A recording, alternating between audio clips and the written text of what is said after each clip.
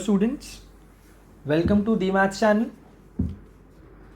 So today we are again here with our lectures on combinations. इससे पहले भी एक लेक्चर हुआ है कॉम्बिनेशंस पर. आज भी हम जो लेक्चर है कॉम्बिनेशंस पर ही करेंगे.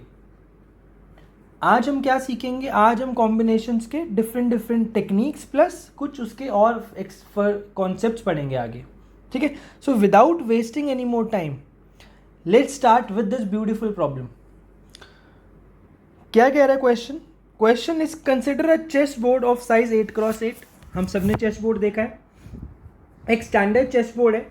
Find the number of squares, then number of rectangles. ठीक है, पहले इतना समझते हैं, फिर आगे इसके आगे क्वेश्चन करेंगे. देखो पहला क्वेश्चन क्या कह रहा है? Find the number of squares. अब स्क्वायर्स आप साथ में ग्रिड दिख रहा है आपको.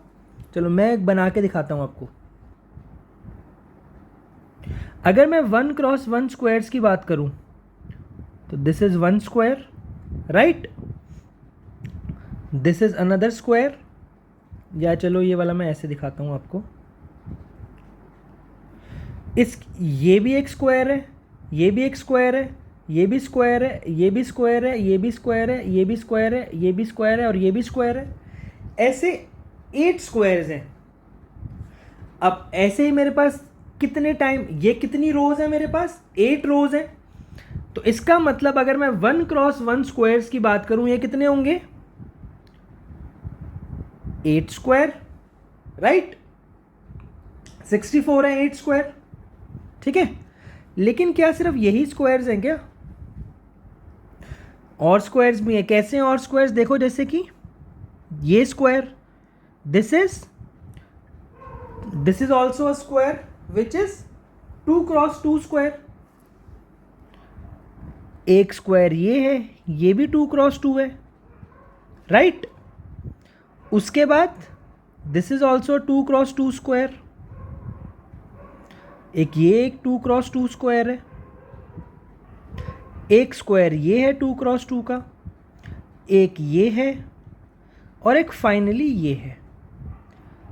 तो ऐसे कितने हैं ये 2x2 स्क्वायर्स? कितने हैं? 7, राइट. पहले अगर मैं देखूं 7 2x2 के स्क्वायर्स हैं, लेकिन ऐसे कितने होंगे टोटल? 7 × 7. कैसे? अब एक तो ये बना था, दूसरा क्या बनेगा? ये बनेगा, राइट. फिर ये बनेगा, उसके बाद ये बनेगा, फिर ये बनेगा, एक ऐसे बनेगा. तो ऐसे मतलब मेरे पास 7 रोज है जिसमें 7 स्क्वायर्स ईच होंगे. इसका मतलब टोटल कितने हो गए? 7 स्क्वायर प्लस अब कितने होंगे? अब कौन से स्क्वायर्स होंगे? मैं इसको फिर से रब कर रहा हूं. अब हमारे पास जो बनेंगे वो बनेंगे 3x3 के स्क्वायर्स. और 3x3 के स्क्वायर्स कैसे बनेंगे? देखो ये ऐसे. ठीक है ना. और ऐसे कितने बनेंगे? अगर मैं फर्स्ट रो से स्टार्ट करके काउंट करना शुरू करूं, यहां तक बनेगा लास्ट. देखो 1 2 3, ये देखो 1, ये लाइन 2 3 4 5 6. तो जो लास्ट 3x3 का स्क्वायर बनेगा ना, वो यहां से ये वाला बनेगा. तो कितने ऐसे स्क्वायर्स बने 3x3 के? 6. ऐसे ही कितनी रोज बनेंगी? नीचे कितनी रोज होंगी हमारे? ऐसे जब नीचे जाएंगे हम बेल्ट्स पे तो कितनी बेल्ट्स मिलेंगी? 6 बेल्ट्स. तो यानी ऐसे कितने स्क्वायर्स मिलेंगे मुझे? 6 स्क्वायर, राइट. अगर ये 6 स्क्वायर्स मिलेंगे, सिमिलरली आगे कौन कौन से स्क्वायर, कितने स्क्वायर्स मिलेंगे? 5 स्क्वायर, 6 5, अच्छा 4 स्क्वायर, 4 स्क्वायर, 3 स्क्वायर, 2 स्क्वायर और 1 स्क्वायर. अबे 1 स्क्वायर कौन से वाला होगा? जो बड़ा स्क्वायर है, ये वाला स्क्वायर मेरा कंप्लीट फाइनल एक स्क्वायर, दिस स्क्वायर. ठीक है, क्लियर हुई ये बात? तो आओ इसकी काउंटिंग का. ये लिखा क्या है मैंने? This is nothing but sigma n square, where n is from 1 to 8, right. Sum of squares of first 8 natural numbers कितना होता है इसका आंसर? इसका आंसर होगा sigma n square, n is from 1 to 8. Formula हम सबको आता है, n into n plus 1 into 2n plus 1 by 6, right? This become 6 1 6, 12. 12 into 17 would be your final answer. 12 into 17 is the final answer. कितना होगा ये? 204. So we can say that there are total of 204 squares in a chessboard of 8 cross 8. Clear हुआ इतना? चलो अब next question देखते हैं. Next question क्या है? इतना सब रब कर देता हूं पहले यहां से मैं, ताकि ग्रिड देखने में थोड़ा सा आसान रहेगा आपको.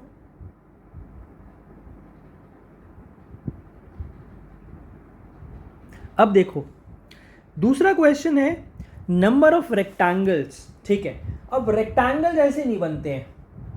रेक्टेंगल्स कैसे बनते हैं? रेक्टेंगल्स बनाने के लिए मुझे चाहिए क्या? एक रेक्टेंगल अगर मैं ड्रॉ करके दिखाऊंगा आपको, रुको, एक अगर मैं रेक्टेंगल ड्रॉ करता हूं यहां पे, तो है क्या ये rectangle? What is this rectangle? एक रेक्टेंगल बनाने के लिए मुझे 2 हॉरिजॉन्टल लाइन्स चाहिए और 2 वर्टिकल लाइन्स चाहिए.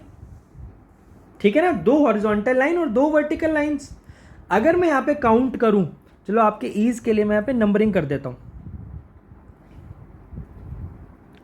This is A, B, C, D, E, F, G, H. 1 2 3 4 5 6 7 8. ठीक है, अब आप एक चीज देखो, यहां पे कितनी लाइन्स हैं? यहां पे अगर मैं देखूं 9 हॉरिजॉन्टल लाइन्स है और 9 वर्टिकल लाइन्स है, तो मुझे क्या करना है रेक्टेंगल बनाने के लिए? 9c2. 9 में से कोई भी 2 हॉरिजॉन्टल लाइन्स ले ली, एंड जो 9 वर्टिकल लाइन्स है उसमें से 2 वर्टिकल लाइन्स ले ली. 9c2 into 9c2, this is nothing but 9c2 कितना होता है? 9 into 8 by 2, so 36 square equal to 1296. आया समझ? क्या ये समझ में आया आपको कॉन्सेप्ट? कैसे हमने 36 स्क्वायर बोला? 9 हॉरिजॉन्टल लाइंस थी, 9 वर्टिकल लाइंस थी. तो 9 हॉरिजॉन्टल लाइंस में से मैंने 2 लाइन सेलेक्ट कर ली. सिमिलरली 9 वर्टिकल लाइंस में से भी मैंने 2 लाइन सेलेक्ट कर ली. करेक्ट, जिससे आंसर मिल गया 1296. ठीक है, तो बी का आंसर है 9c2 into 9c2 equal to 1296. Clear? Clear हुआ ये? चलो अब आगे पढ़ते हैं. Next question. What is next question? Next question says number of ways of selecting squares of size 1 cross 1 such that they are neither in same row nor in same column. Okay, this is a good one. क्या कह रहा है question? अब मुझे इस grid पे ना ऐसे 2 स्मॉल स्क्वायर सेलेक्ट करने हैं 1 क्रॉस 1 के, जो छोटे वाले स्क्वायर्स हैं, सच दैट वो ना ही सेम रो में हो and nor they are in same column. Column में भी नहीं होने चाहिए और रो में भी नहीं होने चाहिए. ठीक है, अब देखो इसको कैसे करेंगे. मान लो पहला जो स्क्वायर है वो D3 सेलेक्ट कर लेता हूं मैं, राइट? पहला स्क्वायर ना मैं D3 सेलेक्ट कर रहा हूं. कर लिया. ये पहला स्क्वायर आप कहीं भी सेलेक्ट कर सकते हो. कितने वेज हैं पहला स्क्वायर सेलेक्ट करने के? 64c1. 64 स्क्वायर्स हैं, जिसमें से मैंने कोई भी एक स्क्वायर चूज कर लिया. मान लो D3 वो स्क्वायर है. ठीक है, तो जो नेक्स्ट स्क्वायर होगा ना वो इस रो में भी नहीं आ सकता और इस कॉलम में भी नहीं आ सकता. मतलब कि ये वाले स्क्वायर सारे रूल्ड आउट है जो मैं शेड कर रहा हूं. इन स्क्वायर्स में से मैं कोई भी स्क्वायर सेलेक्ट नहीं कर सकता हूं.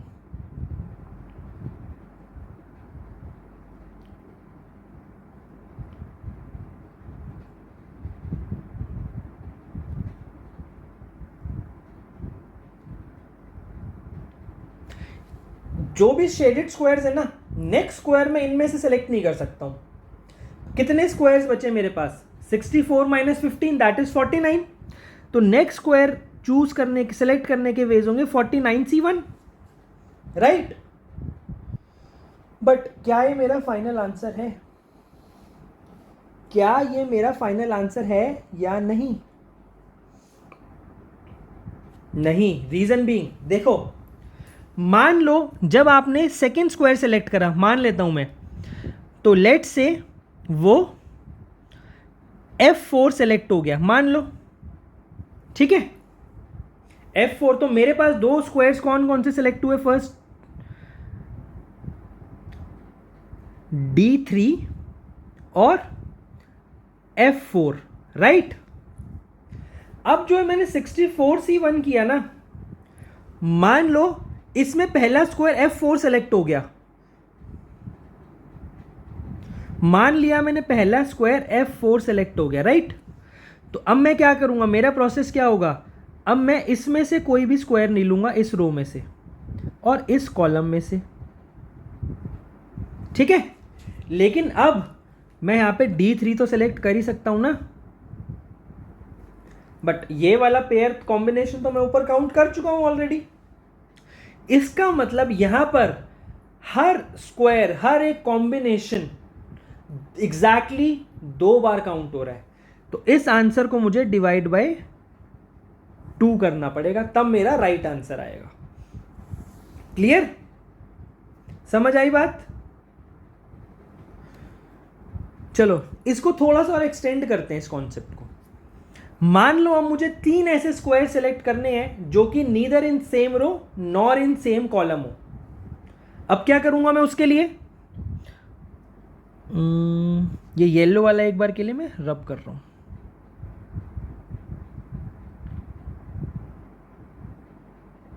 ठीक है। रेड ही सेलेक्ट कर रहा हूं कलर, ताकि समझने में आसानी हो। मान लो वही भाई मेरा जो नेक्स्ट स्क्वायर था वो F4 सेलेक्ट हो गया, तो अब जो नेक्स्ट स्क्वायर होगा ना, मैं कहां कहां नहीं सेलेक्ट कर सकता, यहां पे,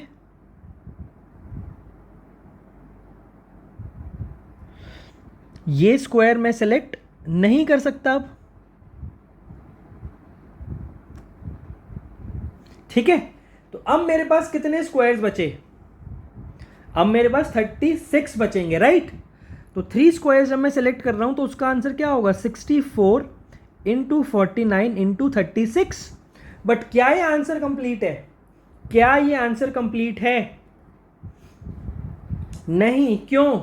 सेम लॉजिक से मान लो पहला स्क्वायर D3 सेलेक्ट हुआ, दूसरा F4 सेलेक्ट हुआ, तीसरा लेट से E5 सेलेक्ट हो गया, ठीक है। लेट से तीसरा स्क्वायर E5 सेलेक्ट हो गया, राइट, ये वाला। अब ऐसा भी तो हो सकता है ना, इस 64 में पहला स्क्वायर E5 सेलेक्ट हो जाए, दूसरा D3, फिर तीसरा F4, या फिर पहला E5 और दूसरा F4, तीसरा D3, राइट। तो कितने कॉम्बिनेशन, यानी कि एक ट्रिपलेट कितनी बार काउंट हो रहा है? 3 फैक्टोरियल टाइम्स। तो मुझे 3 फैक्टोरियल से डिवाइड करना पड़ेगा। ऐसी अगर वो 4 स्क्वायर्स पूछें तो उसका आंसर क्या होगा? 64 into 49 into 36 into 25 divide by 4 factorial, right. तो आओ मैं सी का आंसर भी लिख देता हूं यहां पे, which is nothing but 64 into 49 divide by 2, right. Clear? ये वाला पार्ट क्लियर हुआ? आई होप क्लियर हो गया। दिस वॉज अ, पहले वाले 2 से थोड़ा सा अलग था, ठीक है ना। चलो अब आगे बढ़ते हैं। अब नेक्स्ट पार्ट देखते हैं, नेक्स्ट पार्ट क्या कहता है।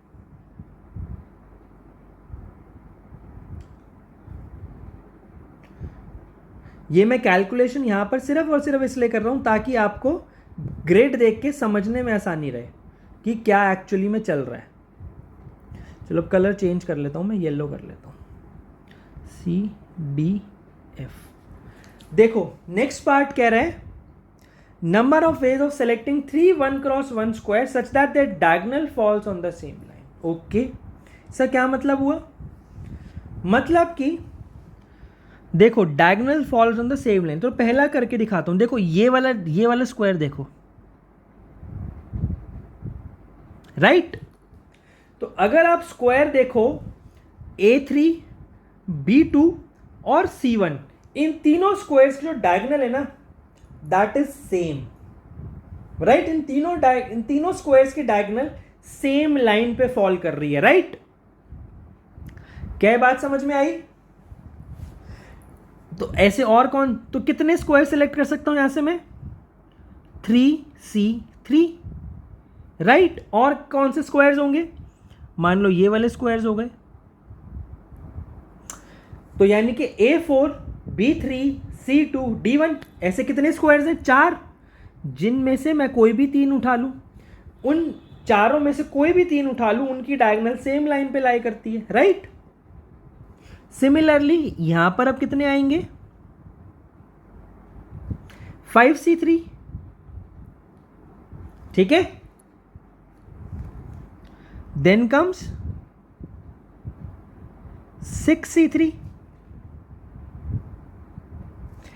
एंड लास्ट 7C3, ठीक है। बट क्या ये आंसर कंप्लीट हो गया? नहीं, एक ये वाली भी तो डायगोनल है ना, यहां पर भी तो 8C3 में से मैं कोई भी 3 ले सकता हूं। अच्छा रुको, थोड़ा सा इसको गैप करके लिखता हूं, एक बार रीजन बताऊंगा गैप करके क्यों लिख रहा हूं। +8C3, ठीक है। लेकिन एक चीज देखो, ये भी तो होंगे ना, इस डायगोनल पे भी तो स्क्वायर्स लाई कर रहे हैं। तो कितने स्क्वायर्स होंगे यहाँ पे? 7 स्क्वायर्स हैं, इनमें से कोई भी 3, 7C3। सिमिलरली ये 6C3, देन ये वाले 5C3, देन ये वाले 4C3, देन कम्स ये वाले 3C3, राइट। तो क्या इसी को ट्वाइस कर दूं? ठीक है, यहां तक समझ आया? लेकिन अभी भी ये आंसर इनकम्प्लीट है। क्यों इनकम्प्लीट है? कौन से स्क्वायर्स रह गए हैं यहाँ पे? ऐसे भी तो आएंगे ना, देखो ये देखो, इस ऐसे वाले, ये वाले स्क्वायर्स मान लो,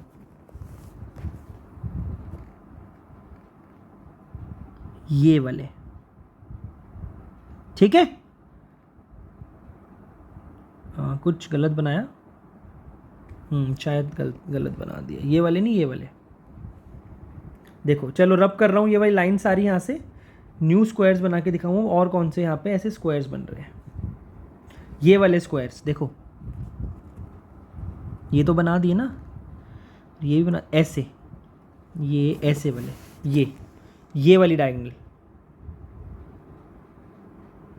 है ना। यहाँ ये ऐसे 8C3 स्क्वायर्स होंगे। उसके बाद भाई ये 3C3, फिर 4C3, 5C3, 6C3 and 7C3 and then 8C3, right? 3, 4, 5, 6, 7, right? कुछ गलत कर दिया क्या? या सही है?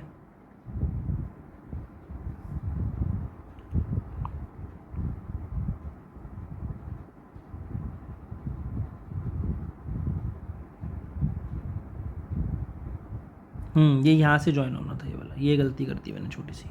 और फिर ये वाला ज्वाइन होता यहाँ से, ये इधर से, ठीक है, गॉट इट, ठीक है, समझ में आया? अब जैसे यहाँ पर बने हैं ऐसे ये वाले स्क्वायर्स भी होंगे, ठीक। तो कंप्लीट इसका ट्वाइस कर दूं, राइट? आया समझ? तो इतने वेज होंगे 3 स्क्वायर सेलेक्ट करने के, such that the diagonal falls on the same line, correct? चलो इसका भी आंसर नोट कर देता हूं मैं। D part would be 2 into 2 times of 3C3, 4C3, 5C3, 6C3, 7C3 plus 8C3, right? समझ आया या नहीं? कोई डाउट? ठीक है, नेक्स्ट करते हैं। अब नेक्स्ट क्या है? Number of ways of selecting 2 small squares if they have a common vertex. Okay, if they have a common vertex,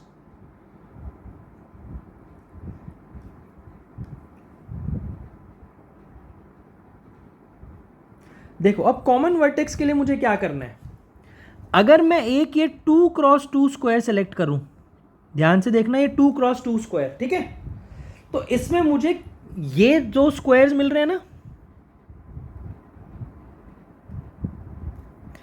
ये दो स्क्वायर्स मुझे मिल रहे हैं, एक ये और एक ये, इन दोनों की कॉमन वर्टेक्स है। एक पेयर ये मिल रहा है, ठीक है, जिसकी कॉमन वर्टेक्स है। तो क्या मैं बोल सकता हूं every 2x2 square will give me 2 pairs of squares who have 1 vertex common. तो यानी मुझे क्या करना है, यहां पे 2x2 स्क्वायर्स काउंट करना है। 2x2 स्क्वायर्स तो मैंने अभी काउंट करे थे सबसे फर्स्ट क्वेश्चन में, कितने होते हैं 7 × 7, राइट। और हर एक 2x2 स्क्वायर्स मुझे 2 पेयर दे रहा है, तो यानी कि इंटू 2, तो total 98 ways are there such that I can select 2 small squares such that they have a common vertex. अब यहीं पे अगर मुझसे पूछा होता number of ways of selecting 2x2 square such that they have a common vertex, तो मैं क्या करता 4x4 का देख लेता। 4x4 के कितने होते हैं 5 स्क्वायर, और एवरी 4x4 मुझे 2 ऐसे 2x2 के देता, तो उसका आंसर हो जाता 25 × 2 दैट इज 50, राइट। बट यहां पे जो आंसर है दैट इज ऑफ ई का आंसर क्या आएगा, ई का आंसर है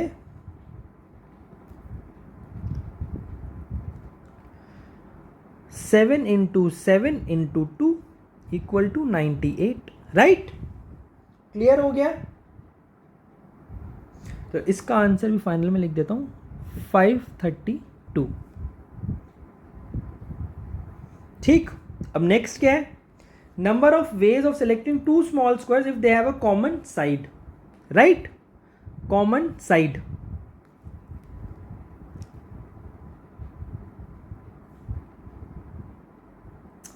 देखो कॉमन साइड बतानी है हमें।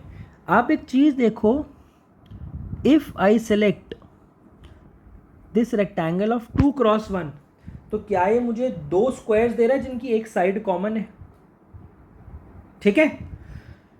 तो यानी क्या मुझे ये काउंट करने हैं ऐसे कितने रेक्टेंगल्स हैं, राइट, कितने रेक्टेंगल्स होंगे ऐसे 1 2 3 4 5 6 7 7 such rectangles in row 1. Similarly, in each of the row there would be 7 such rectangles and there are 8 such rows. So 7 × 8. Now, but जो मैंने हॉरिजॉन्टली काउंट करे हैं सेम ऐसे वर्टिकली भी होंगे, ठीक है ना, और ऐसे भी सेम बनेंगे, तो इंटू 2 कर दूं, तो टोटल 112 वेज। क्लियर हुई बात, क्लियर हुआ concept, good. Let's move ahead.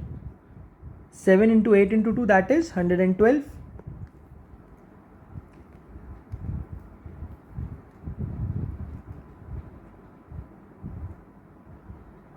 to 112, right? Let's move ahead. Number of ways of selecting 3 small squares if they form letter L. Okay. देखो लेटर L कैसे बन सकता है, अगेन देखो हम तो सेम मेथोडोलॉजी से काम करेंगे। अब आपको अगर लेटर L बनाना है 3 स्क्वायर्स में, आपको क्या सेलेक्ट करना पड़ेगा, एक 2x2 का स्क्वायर, ठीक है। इसमें आप एक लेटर L ये ऐसे बना सकते हो, एक लेटर L ऐसे बना सकते हो, और कैसे बनेगा,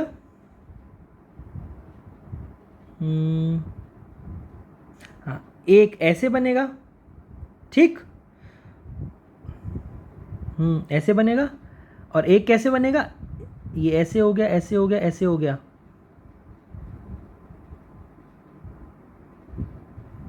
एक ऐसे बनेगा। देखो कैसे बनेगा, एक 4 टाइम्स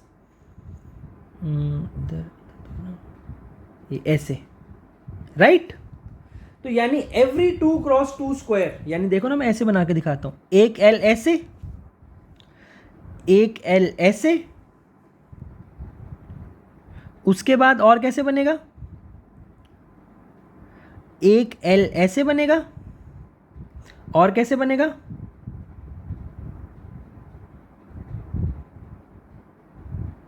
और एक एल ऐसे बनेगा।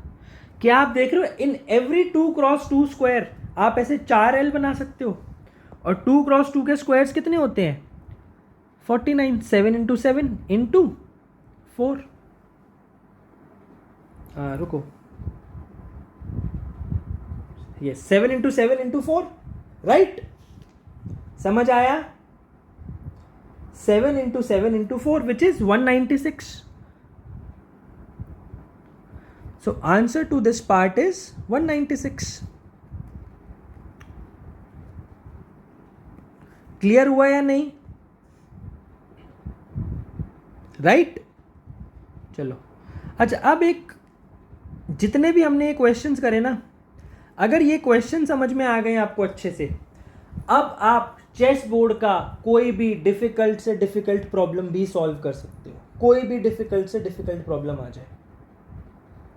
फॉर एग्जाम्पल, जैसे मैं क्वेश्चन करके दिखाता हूं आपको, number of ways of placing. अच्छा देखो, थोड़ी सी चेस समझा देता हूं पहले मैं। यहां पर क्या होता है,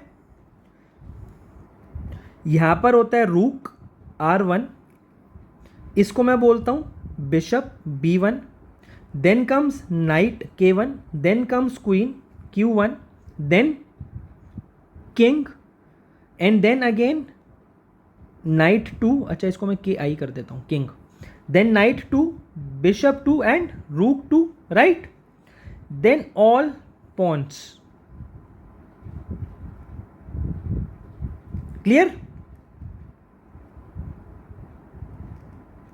सिमिलरली यहां पर भी होगा, क्या होगा यहां पे, rook 1, bishop 1, knight 1, queen 1, king, knight 2, bishop 2, rook 2, pawn pawn pawn pawn pawn pawn pawn, और यहां पे भी पॉन।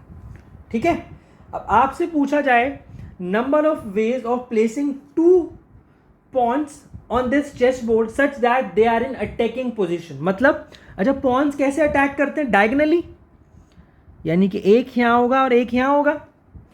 तो कैन आई से दिस क्वेश्चन इज सेम, कि ऐसे कितने नंबर ऑफ वेज हैं of selecting 2 squares such that they have a common vertex, right, such that they have a common vertex. तो ऐसे कितने होते हैं, हमने अभी काउंट करे थे, 7 इंटू 7, भाई एक 2x2 के स्क्वायर्स में मैं 2 ऐसे पेयर मिलेंगे मुझे, राइट, समझ आई बात? अब सिमिलरली अगर कोई मुझसे पूछे number of ways of placing the rooks such that they are not in attacking position. अब रूक कैसे अटैक करता है, सेम रो और सेम कॉलम, अगर वो सेम रो और सेम कॉलम में करता है, इसका मतलब क्या हुआ कि मुझे ऐसे 2 स्क्वायर सेलेक्ट करने such that they are neither in same row nor in same column, और ये हमने सी पार्ट किया है, राइट, 64 इंटू 49/2। समझ आई बात या नहीं आई? तो अब आप चेस का कोई भी क्वेश्चन यहां से थोड़ा सा सोचोगे तो कर सकते हो। इतना समझाने के बाद आपको समझ लो पूरी चेस के जितने भी डिफिकल्ट क्वेश्चन है सब कवर कर लिए। ठीक है, चलो let's move ahead, let's move ahead.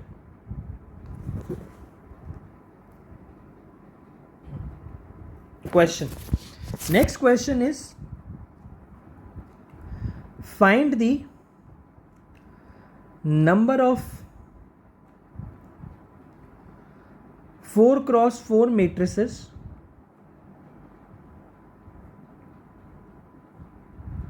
such that each entry belongs to set -1 or 1 and sum of each row and each column is 0.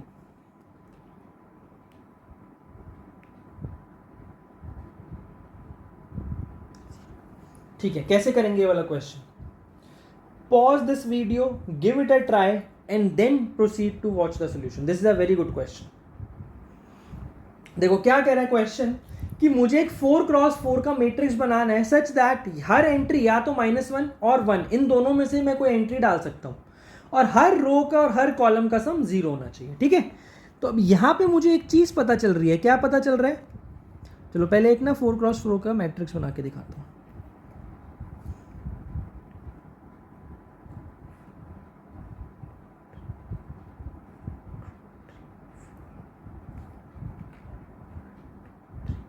ठीक है, मुझे ये पता चल रहा है कि each row and each column, भाई हर रो और हर कॉलम में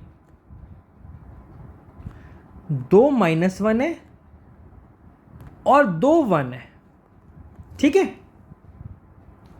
तो ऐसे क्वेश्चन को करने के लिए ना क्या करा करो, एक रो और एक कॉलम फिक्स कर दिया करो। कैसे? मान लो मैं फर्स्ट कॉलम फिक्स कर रहा हूं, फर्स्ट कॉलम फिक्स करने के कितने वेज है मेरे पास? भाई 4 पोजीशन है। For first column 1 can be placed इन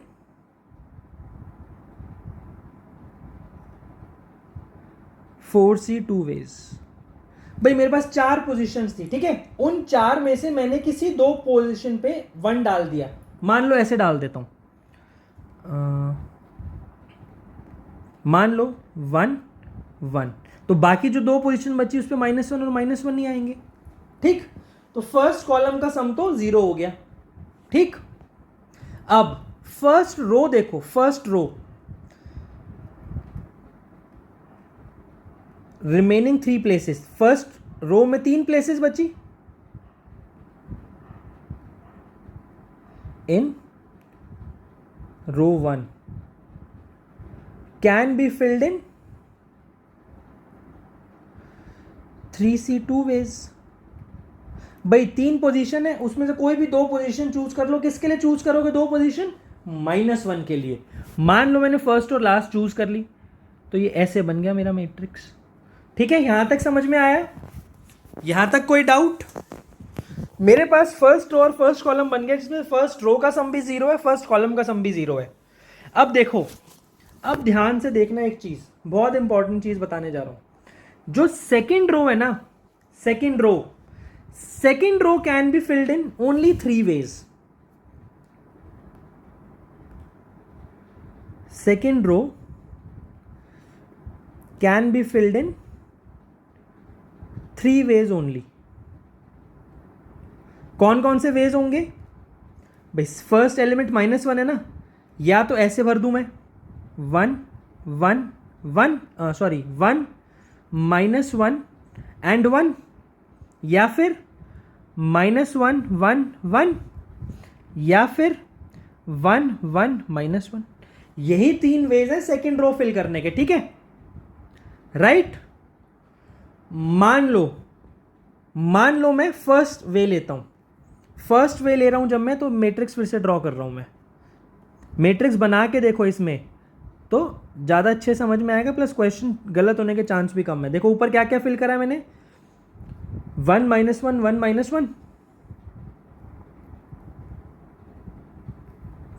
1 -1 1 -1, और ऊपर क्या फिल करा है, -1 1 -1।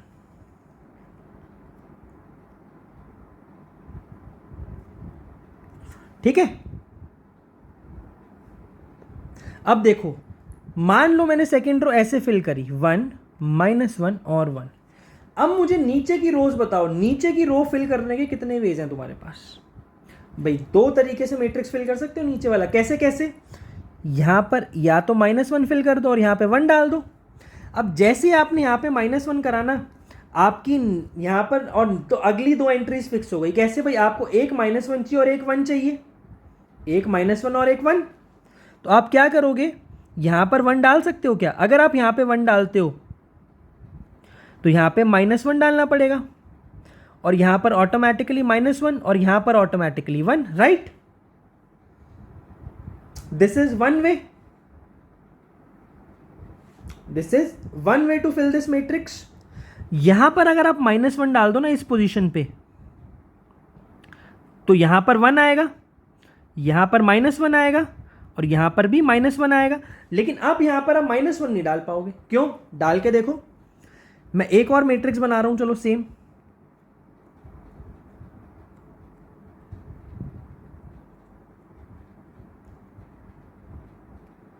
वन -1 1 -1 -1 1 -1। सेकेंड रो कैसे फिल करिए? 1 -1 और 1।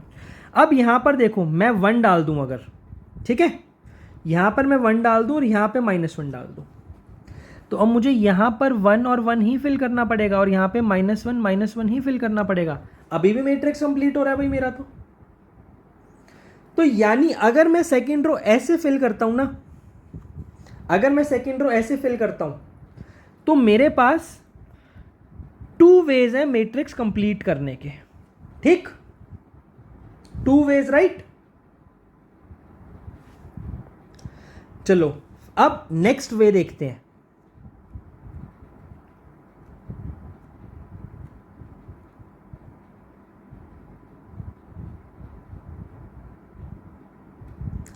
-1 1 -1 1 -1 1। यहां पर देखो, अब मैं क्या डाल सकता, अच्छा नहीं, ये गलत कर दिया मैंने, ये एंट्रीज गलत है।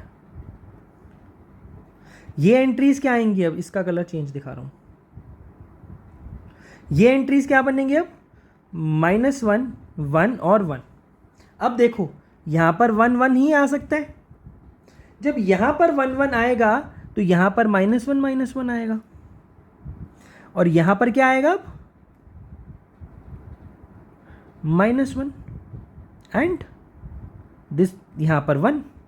इसके अलावा कोई और मतलब ही नहीं है, कोई और तरीका ही नहीं है इसको फिल करने का। तो this is 1 way only, right. अब तीसरा वे देखते हैं। तीसरा वे,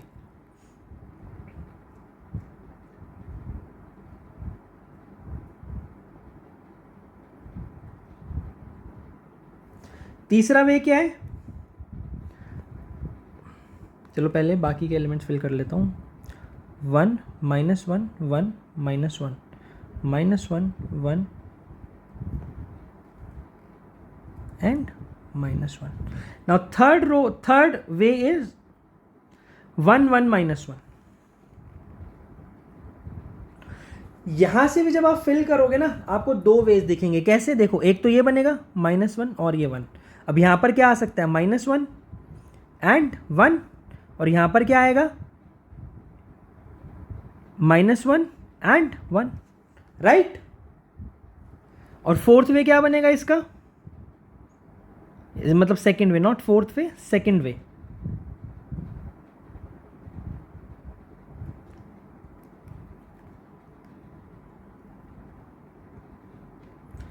-1 -1 1 -1 -1 1 -1 1 1 -1। देखो, अब यहाँ पे 1 और -1 करूँगा, अब ये क्या बनेगा? -1 -1 और यहाँ 1 और 1। तो 2 वेज। हेंस हमारा जो टोटल सच मैट्रिक्स है कितने बनेंगे? वो total matrices 4c2 into 3c2 into 2 + 2 + 1, कितना हुआ ये? 6 into 3 into 5 equal to 90। So 90 such matrices are possible. आया क्वेश्चन समझ?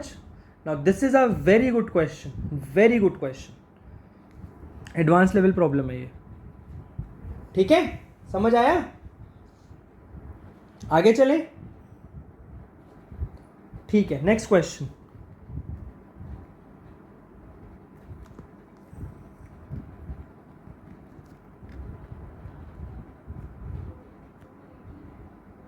there are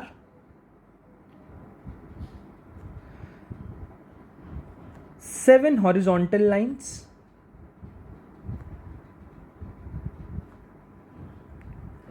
and 5 vertical lines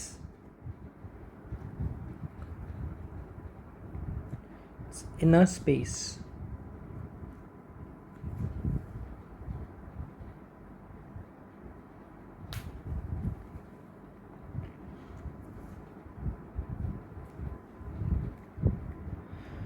number of rectangles, इसको ऐसे लिखो,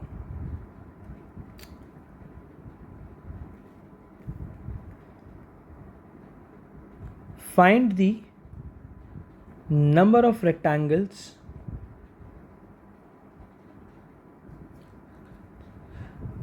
that can be formed which have even area. Now what is even area? 2 4 6 8. ठीक है, basically 7 horizontal lines हैं, 5 vertical lines हैं, उसमें से हमें ऐसे रेक्टेंगल्स बनाने हैं जिनका इवन एरिया हो. ठीक है, कैसे बनाएंगे? चलो पहले थोड़ा सा ड्रॉ करके देखते हैं.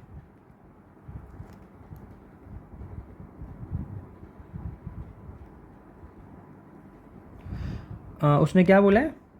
5 वर्टिकल लाइन्स है या 7 हॉरिजॉन्टल बना लेते हैं पहले. 1 2 3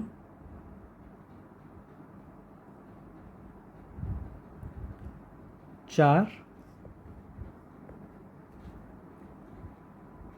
5 6 और ये 7. रैंडम 7 हॉरिजॉन्टल लाइन्स है ये. ठीक है, और अब क्या बनाना है? 5 वर्टिकल लाइन्स. ठीक है, 5 वर्टिकल लाइन्स. यहां से बना देता हूं. देखो, 1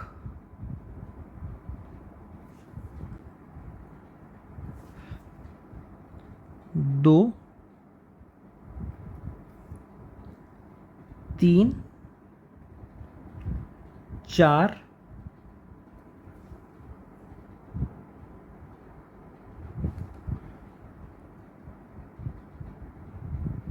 5. अच्छा, क्वेश्चन में ये गिवन है, मैं बताना भूल गया कि सारी इवनली स्पेस्ड है. ये जैसे इवनली स्पेस्ड नहीं दिख रही ना, वो सारी इवनली स्पेस्ड है. ठीक है, अब देखो एक चीज देखो, टोटल रेक्टेंगल्स कितने बन सकते हैं यहाँ पे विदाउट एनी रिस्ट्रिक्शंस? अभी ऊपर सिखाया क्या? Oh my bad.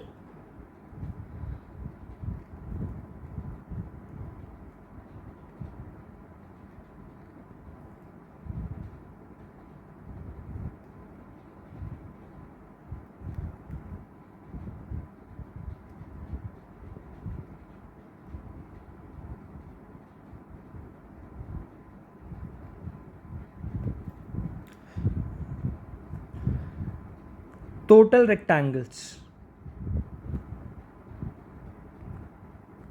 अभी सिखाया था ना, कितनी लाइंस हैं यहाँ पे, कितनी हो?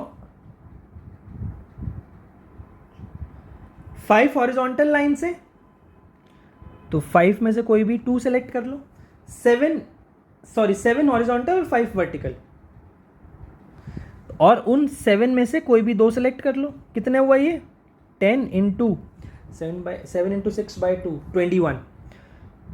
तो टोटल 210 रेक्टेंगल्स बनेंगे यहाँ पे. ठीक है, इवनली स्पेस्ड हैं सारे ये. अब मुझे इवन एरिया के बनाने, तो इवन एरिया काउंट करना बहुत डिफिकल्ट है, क्योंकि अगर एक भी लेंथ इवन हो गई ना तो पूरा रेक्टेंगल का एरिया इवन हो जाएगा. इससे अच्छा क्या है, ऑड रेक्टेंगल्स काउंट कर लेता हूँ, उसको 210 में से माइनस कर दूंगा. For odd rectangles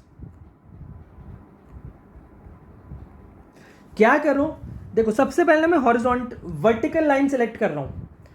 vertical line में से जो पहली लाइन है, first line can be selected in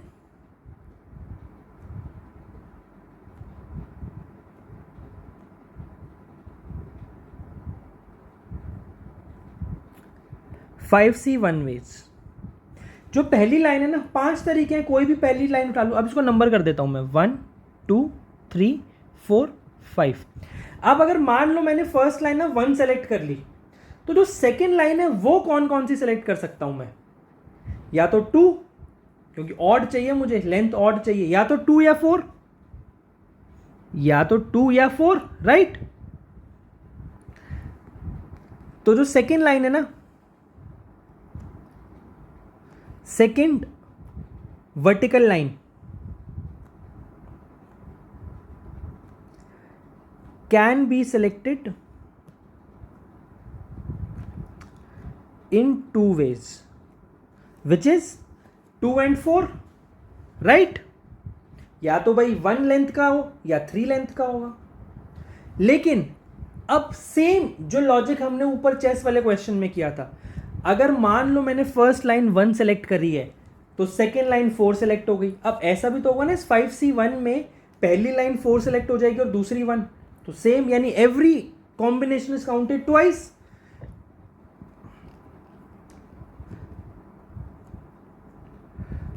total veg of selecting vertical lines, 2 vertical line चाहिए ना मुझे फॉर ऑड के लिए, कितना होगा, कितने होंगे, 5C1 into 2 divide by 2 which is equal to 5 only. ठीक है, सिर्फ 5 वेज हैं आपके पास डिस्टिंक्ट पेयर सेलेक्ट करने के लिए, such that length is odd. अब देखो हॉरिजॉन्टल लाइंस,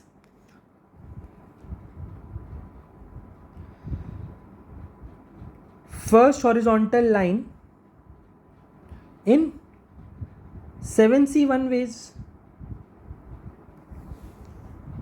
भाई पहली जो हॉरिजॉन्टल लाइन है 7C1 है, मान लो ये वाली लाइन सेलेक्ट कर ली, मान लो ये वाली, ठीक है, इसको मैं क्या नाम रखूं, मान लो ए लाइन बोल दिया इसको मैंने। फर्स्ट लाइन मैंने ए सेलेक्ट करी, तो दूसरी लाइन होगी ना, वो कौन कौन सी हो सकती है, या तो बी,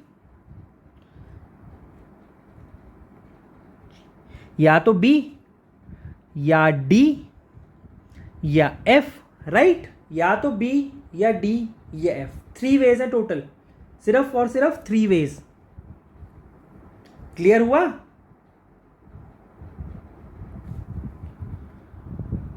नेक्स्ट लाइन कितने वेज में सेलेक्ट होगी, या तो बी या डी या एफ। अच्छा, मान लो मैं अगर डी सेलेक्ट कर लेता हूं तो सी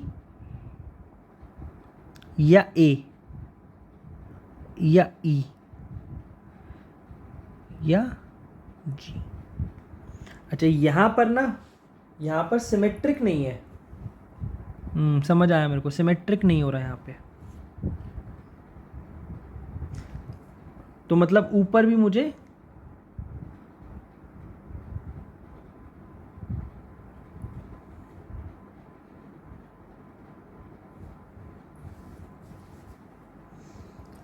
चेंज करना पड़ेगा। रुको, थोड़ी सी गलती हो गई यहाँ पे।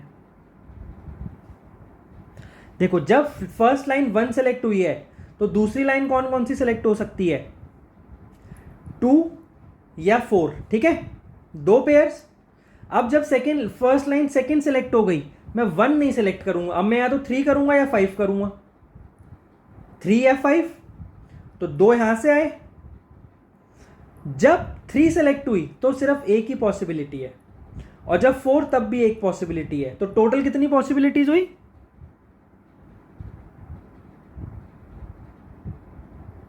टोटल पॉसिबिलिटीज हो गई 2 + 2 4 + 2 6, ठीक है। अच्छा, ये थोड़ा सा गलत हो गया यहाँ पे,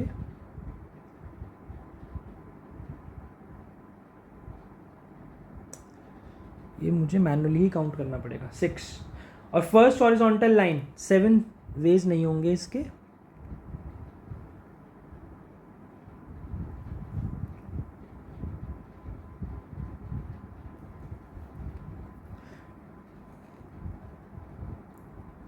इसके होंगे total veg of selecting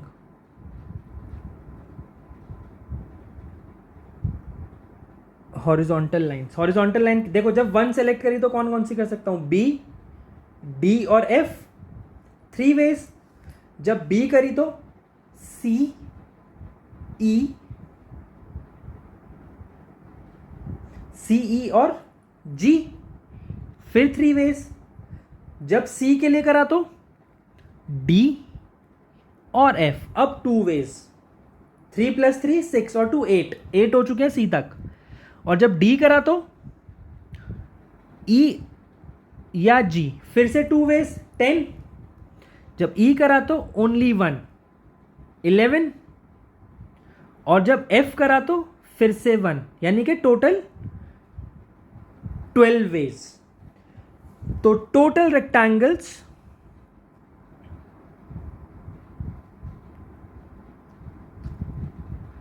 of odd area 12 into 6 72। समझ आया? राइट?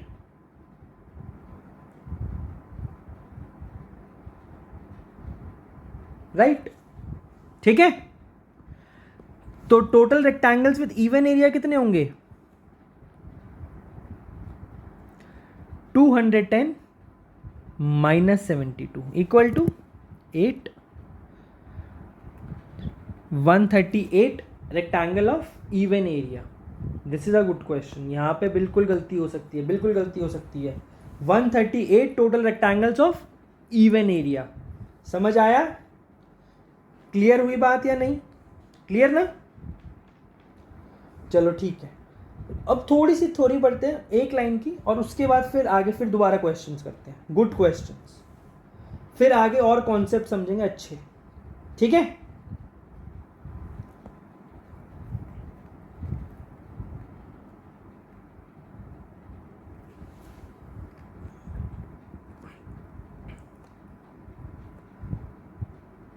Selection of objects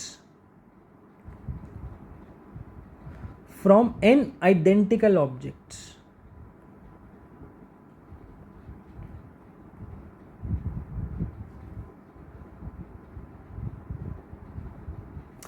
मान अभी तक देखो हम जो भी पढ़ रहे थे ना, हमारे पास क्या था?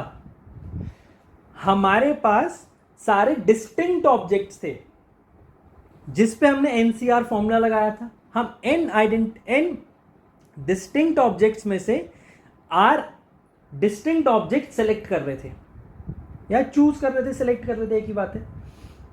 लेकिन अब हमारे पास एन आइडेंटिकल ऑब्जेक्ट्स हैं। एन आइडेंटिकल ऑब्जेक्ट्स का मतलब आप समझते ही हो, ठीक है ना। मतलब मान लो आपके पास एन ऑब्जेक्ट्स हैं ये,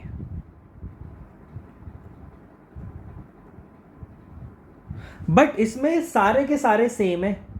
आप इनमें डिस्टिंग्विश नहीं कर सकते हो कि कौन सा ऑब्जेक्ट फर्स्ट पोजीशन पे और कौन सा फोर्थ पोजीशन पे, सारे सेम है। तो इसमें number of ways of selecting r objects out of n identical objects is 1। एक ही तरीका, मैं आपको बोलूं मेरे 10 बॉल रखी है मेरे सामने, सारी की सारी सेम है, उसमें 5 बॉल उठा लो, कितने वेज हैं? एक ही तरीका है, कोई भी 5 बॉल उठा लो, सेम ही है, ठीक है। समझ आया आइडेंटिकल ऑब्जेक्ट्स का कॉन्सेप्ट? कितनी भी बॉल, कितने भी ऑब्जेक्ट्स मुझे पिक करने हो from n identical objects, number of veg हमेशा 1 होते हैं, हमेशा 1, ठीक है। चलो नेक्स्ट क्वेश्चन पे मूव करते हैं। बहुत ज़्यादा आइडेंटिकल ऑब्जेक्ट्स में तो इतना आसान कोई नहीं पूछेगा, पूछेगा तो थोड़ा अच्छा पूछेगा, ठीक। चलो आगे लेंगे, उसके क्वेश्चंस भी करेंगे। Question, there are 4 boxes and each box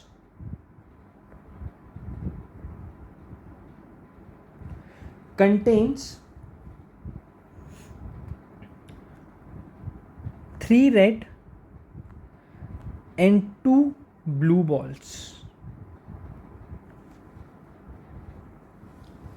Find the number of ways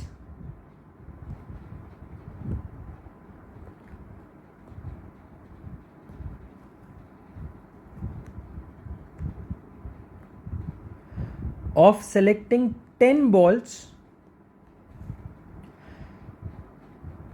such that at least 1 red ball and 1 blue ball from each box is selected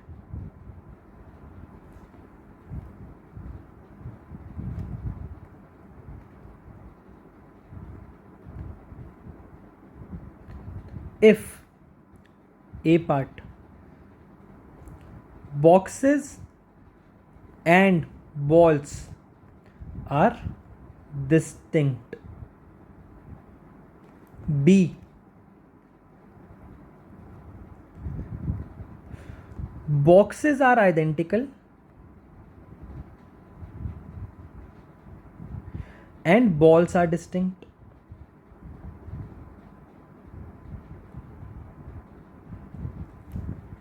C,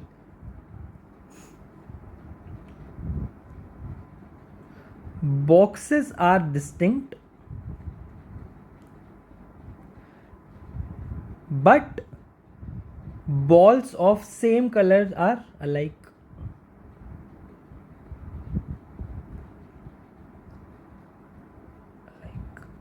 हाँ जी, ये 3 पार्ट्स हैं, बताओ कैसे करोगे।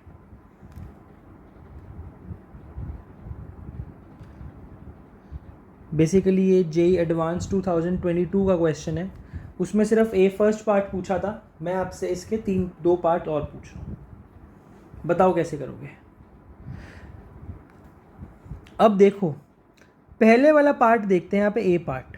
जब वो कह रहा है कि चारों बॉक्सेस डिस्टिंक्ट हैं और सारी बॉल्स भी डिस्टिंक्ट है, तो कैसे करोगे। तो इसमें कई स्टूडेंट्स क्या करते हैं भाई, पहले हर एक रेड बॉल, एटलीस्ट एक रेड बॉल और एटलीस्ट एक ब्लू बॉल उठानी है ना, तो क्या करो, एक रेड बॉल उठाई, एक ब्लू बॉल उठाई, हर बॉक्स से तो पावर 4 कर दो, मतलब this 3c1 into 2c1 for box 1 multiply by 3c1 into 2c1 for box 2 and box 3 and box 4, similarly तो पावर 4 बची कितनी भाई, आपने 2 बॉल हर बॉक्स, 8 बॉल उठा ली, 10 उठानी तो बची 12, 20 में से टोटल बॉल्स 20 हैं, जिसमें से हमने 8 उठा ली, बची 12 में से 2 और उठा लो। बट क्या ये आंसर सही है? This is a wrong answer. क्यों रॉन्ग है? क्योंकि मैंने आपको लास्ट लेक्चर में भी बताया था, जब भी एटलीस्ट का क्वेश्चन पूछा जाता है, हम कभी भी कंडीशन पहले फुलफिल नहीं करते हैं, हम या तो टोटल माइनस रॉन्ग करते हैं या फिर 1 बाय 1 काउंट करते हैं। अब इसमें गलती क्या होती है, मैं फिर से एक्सप्लेन कर रहा हूं। जो ये ग्रुप है ना 3 या 2 और ये 12, these groups are not mutually exclusive. जो ये 3, जिस ग्रुप से 3 और 2 बॉल आ रही है ना, उसी ग्रुप, वही ग्रुप 12 बॉल को कॉन्स्टिट्यूट करने में काम आ रहा है। ये मेरा लास्ट लेक्चर अगर किसी ने नहीं देखा, please go back and watch it, आपको अच्छे से इसका रीजन समझ में आ जाएगा। तो दिस इज रॉन्ग। इसका राइट आंसर क्या होगा फिर? देखो भाई, बॉल्स आपको या तो आप किसी एक बॉक्स में से 4 निकाल लो, बाकी 3 से 2 निकालो, या फिर 2 बॉक्स से 3 निकाल लो, 2 से 2 निकाल लो। इसके अलावा कोई और पॉसिबिलिटी नहीं है, क्योंकि भाई आपको 2 बॉल तो हर बॉक्स से निकालनी थी ना, पहले मान लो निकाल ली, अब बची 2 बॉल्स, या तो एक किसी एक ही बॉक्स से निकाल लो, या एक 2 बॉक्सेस से निकाल लो। तो 4 2 2 2 3 3 2 2, राइट। इसके नंबर ऑफ वेज कैसे लिखेंगे? पहले चलो इसके वेज लिखते हैं, इस वाले के। इसके कैसे लिखेंगे? पहले मैंने चारों में से, क्योंकि बॉक्सेस अब क्या है, डिस्टिंक्ट हैं, तो मैंने चारों में से ना कोई एक बॉक्स सेलेक्ट कर लिया जिसमें से मैं 4 बॉल्स उठाऊंगा, ठीक है। तो 4 बॉल्स उठाने के कितने वेज हैं भाई? 3 रेड बॉल्स हैं और 2 ब्लू बॉल्स हैं। तो मतलब कभी भी ऐसा नहीं होगा कि आपने 4 में से ना 3 ब्लू बॉल उठा ली। 3 रेड तो आ सकती हैं, 3 रेड आ सकती हैं, या तो 2 रेड 2 ब्लू होंगी, या 3 रेड 1 ब्लू होगी, ठीक है। ये बात समझ में आ रही है ना? कोई डाउट है तो बताओ। नहीं? चलो ठीक है। इसमें से तो यानी कि मैं एक चीज देखूं, अब 4c1, 3 रेड बॉल है ना, तीनों की तीनों रेड बॉल उठा लो, तीनों की तीनों रेड बॉल उठा लो, और क्या करो, और 2 में से कोई एक ब्लू बॉल उठा लो, या फिर 3 में से कोई 2 रेड बॉल उठा लो और 2 ब्लू बॉल्स उठा लो। बात समझ में आई? बात समझ में आई? इनटू, अब जो बाकी के जो बॉक्सेस हैं, हर बॉक्स में से मुझे क्या करना है, 3C1, 3 में से एक रेड बॉल उठाई और 2 में से एक ब्लू बॉल उठाई। अब देखो, this is box 1, similarly into करूंगा बॉक्स 3 के लिए, सिमिलरली बॉक्स मल्टीप्लाई करूंगा बॉक्स 4 के लिए, तो इसी को क्यूब कर दूं। ठीक है, तो ये कितना आंसर बनता है? ये आंसर बनेगा 4320, राइट। अब सेकंड वाला केस देखते हैं। देखो, सेकंड वाले में से मैंने क्या करा, 2 बॉक्सेस उठा लिए जिसमें से मेरे को 3-3 बॉल उठानी है। हर बॉक्स में क्या कहानी होगी, हर बॉक्स में क्या कहानी होगी, मुझे 3 बॉल्स उठानी है ना यहां से भाई। या तो मैं क्या से उठाऊं, या तो मैं 1 रेड और 2 ब्लू उठा लूं, या 2 रेड और 1 ब्लू उठा लूं, यही पॉसिबिलिटी है। तो यानी कि अगर मैं 5 में से 3 बॉल उठा लूं, सिर्फ एक ही केस ऐसा होगा जब ऑल 3 रेड होंगी।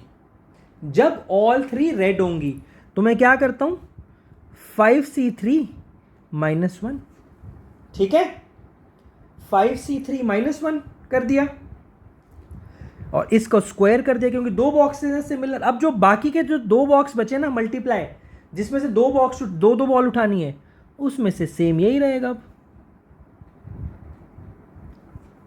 बात समझ में आई? ठीक है ना। जो ये वाली चीज लिखी है ना मैंने, इसको मैं ऐसे भी लिख सकता हूं भाई, 3 में से 2 रेड बॉल और 1 ब्लू बॉल, प्लस 2 में से 2 ब्लू बॉल और 1 red ball.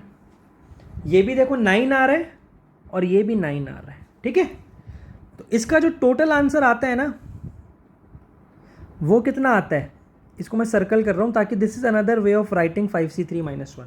This comes out to be 17,496। So जो टोटल आता है ना, टोटल वेज क्या होंगे इसके टोटल वेज होंगे 17,496 प्लस 4320 इक्वल टू 21,816। क्लियर हुआ? या मैं लिख देता हूं JEE एडवांस्ड 2022।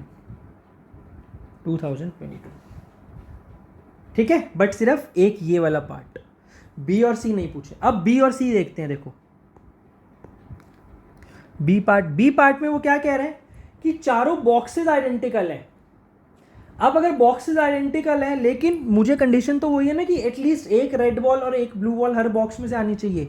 इसका मतलब सेम, या तो 4-2-2-2 या 3-3-2-2। पर फर्क क्या पड़ेगा अब ऊपर वाले और नीचे वाले केस में? सिर्फ ये पड़ेगा, इस बार मैं बॉक्सेस का सिलेक्शन नहीं कर सकता। तो जिस बॉल में से, जिस एक बॉक्स में से मेरे को 4 उठानी है, कैसे उठाऊंगा उसमें से मैं 4? 3 रेड में से 2 रेड और 1 ब्लू, नहीं 4 उठानी ना। 3 में से 2 रेड, 2 में से 2 ब्लू, प्लस क्या होगा, तीनों की तीनों रेड और 1 ब्लू। ठीक है,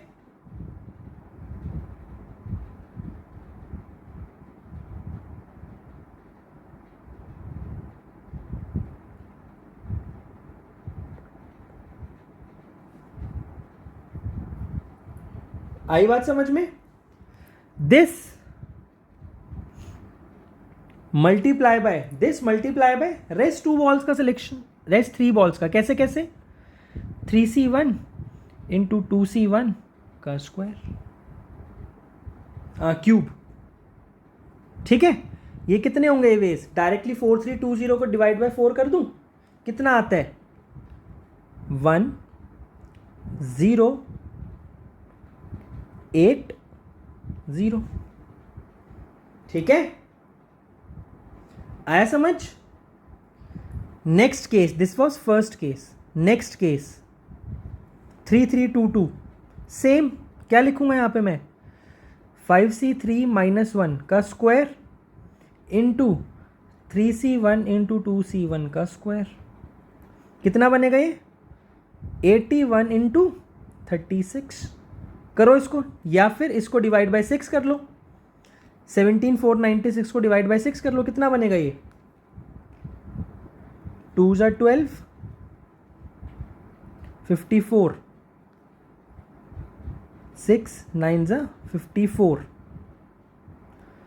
1 जा 6, 6 जा 36, 2 9 1 6, तो टोटल कितने आएंगे?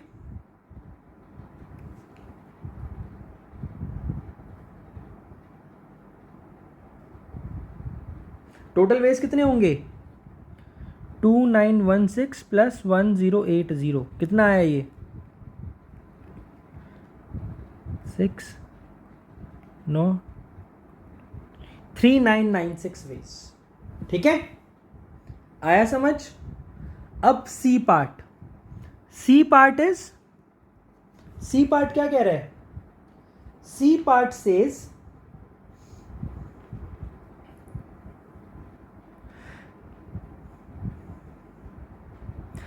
boxes are distinct but balls of same color are alike। अब मेरे बॉक्स अलग हैं, ठीक है ना? तो देखो सिलेक्शन तो मुझे वही करना है।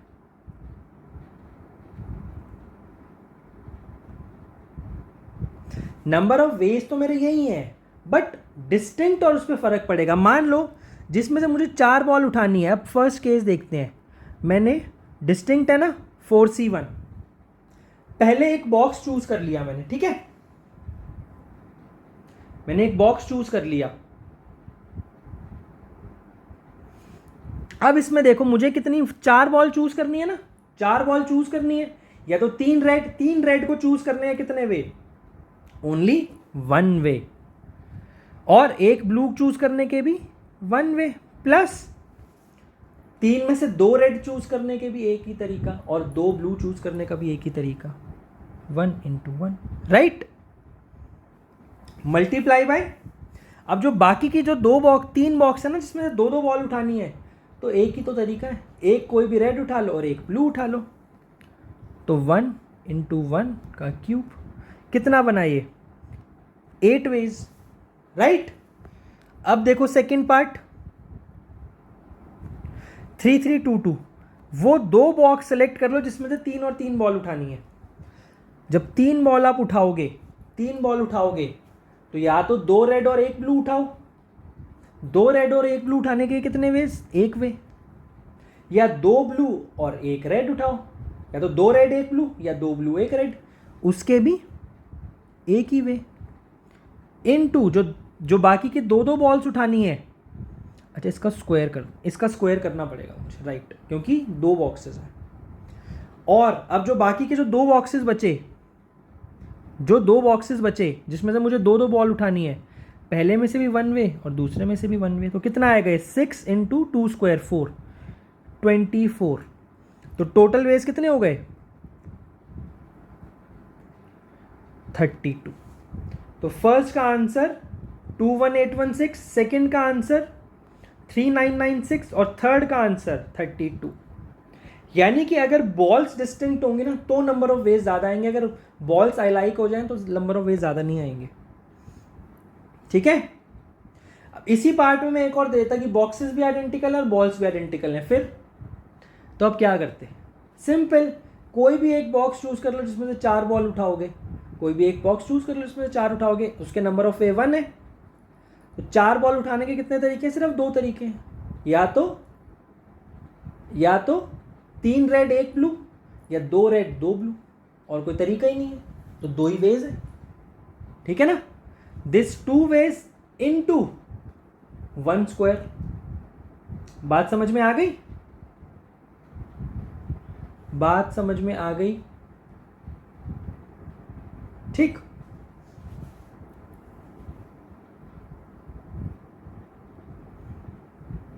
चलो नेक्स्ट क्वेश्चन देखते हैं। Next question,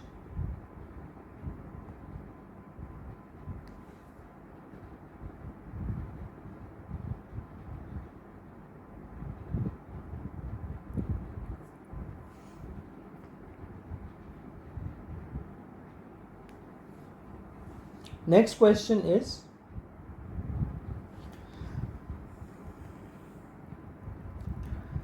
there are 10 children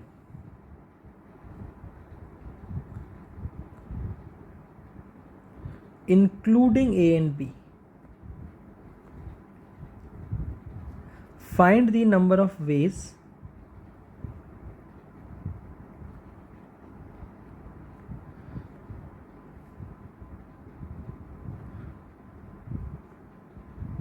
to seat them in a row so that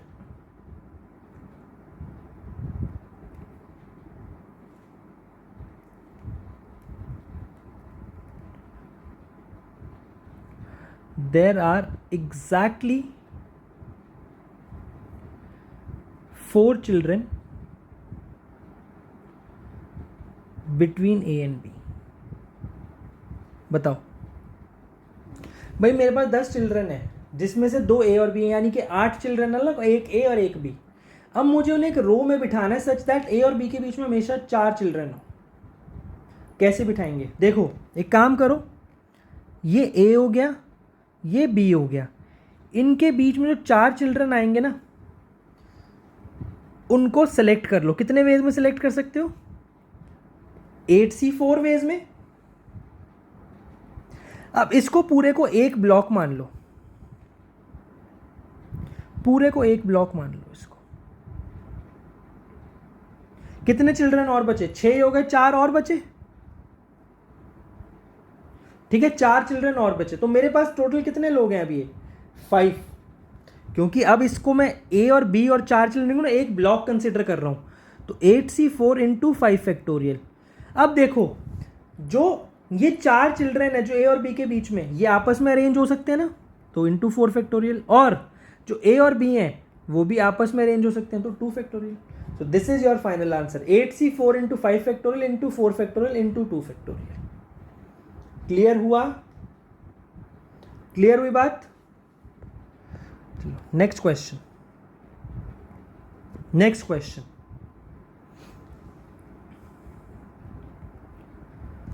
find the number of 4 lettered words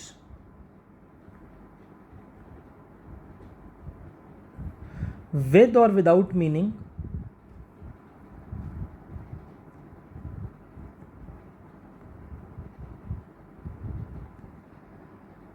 that can be formed using letters of the word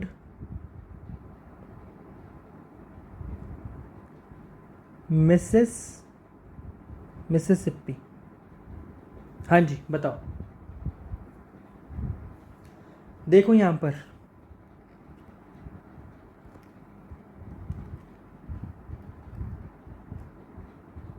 देखो,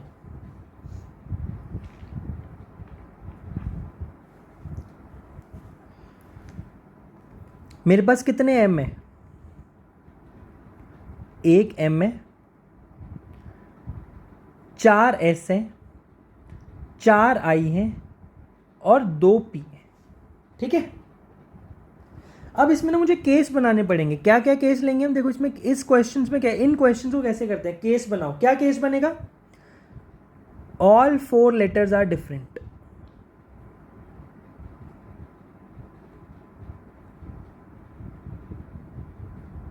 भाई देखो, चारों लेटर डिफरेंट है। अगर 4 letter word बनाना है और चारों letter different है, मुझे पता है कौन कौन से होंगे वो 4 लेटर, एम, एस, आई और P.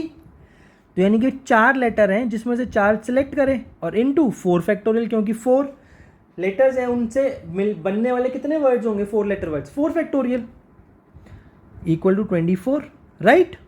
Second case, 2 letters are alike and 2 letters are different।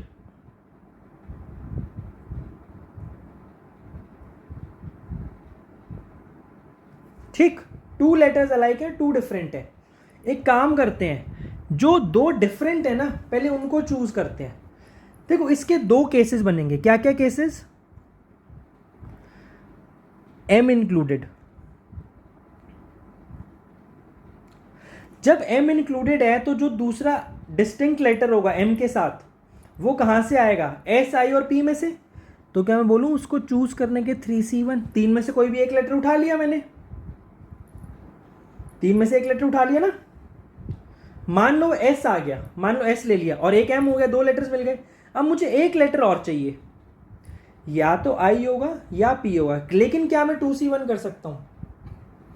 क्या मैं 2C1 कर दूं? तो एक काम करो ना, इसको 3C2 कर लो। दो लेटर्स चूज कर लिए मैंने, कौन कौन से? मान लो एस और आई, अपार्ट फ्रॉम एम, एम तो सिलेक्टेड है, एस और आई दो चूज कर लेता हूं मैं, ठीक है। अब इसमें से एक बार मैं एस को ट्वाइस लाऊंगा और एक बार आई को दो बार लाऊंगा, तो मतलब कि 2C1। इन दोनों में से कोई एक लेटर चूज करो, जो दो लेटर चूज कर रहे हैं उसमें से कोई एक लेटर उठाओ, into 4 factorial by 2 factorial, right. कितने होते हैं ये? 6 और 6 12 72। बी दूसरा केस क्या बनेगा? Am not included. देखो अगर एम इंक्लूडेड नहीं है तो मुझे एस आई और पी तीन लेटर्स हैं, तीनों के तीनों उठाने हैं, तो एक लेटर चूज कर लो। वो कौन सा? ये जिसको आप रिपीट करोगे। मान लो आई, यानी कि आई आई आ रहा है, 4 फैक्टोरियल बाय 2 फैक्टोरियल। कितने बने ये? 36। तो टोटल सच वर्ड्स कितने बन गए यहां पे?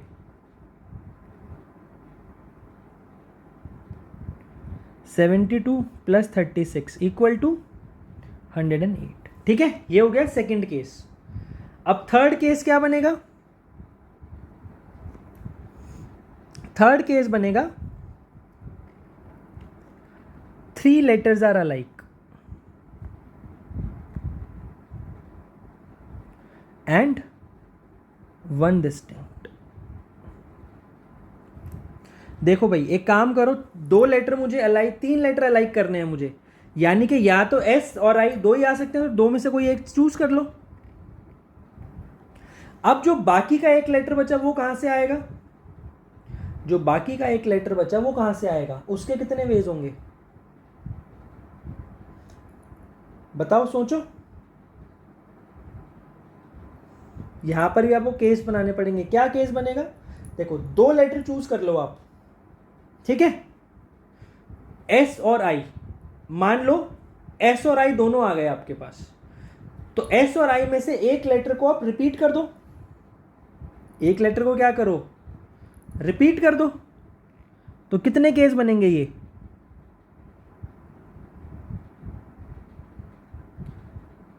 4 फैक्टोरियल बाय 3 फैक्टोरियल, राइट।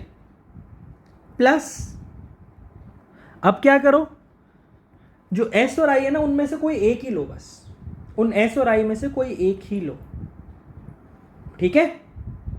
मैं अब एस और आई में से कोई एक ले रहा हूं बस।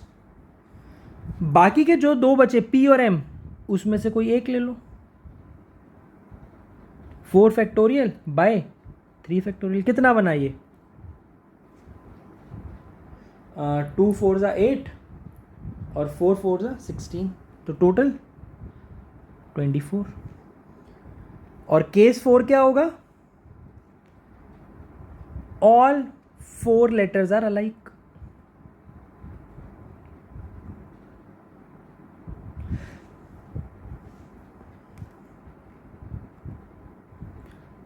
ऐसे सिर्फ दो ही वर्ड्स बनेंगे, S S S S, I I I I. Total words कितने हो गए overall?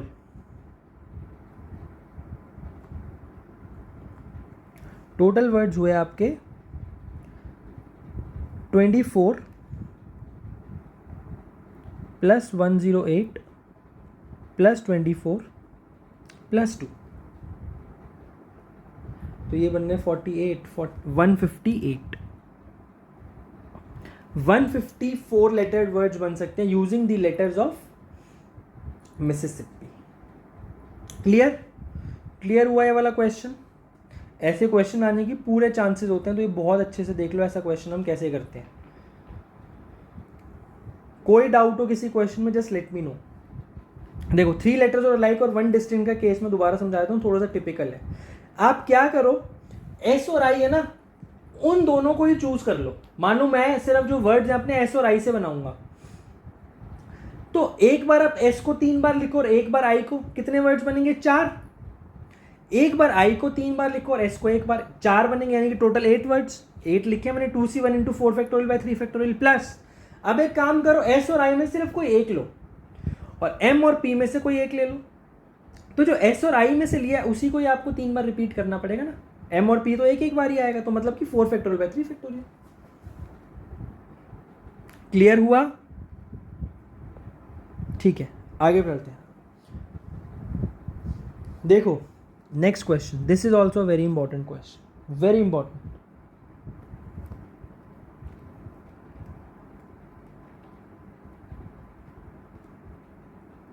There are 10 boys and 4 girls.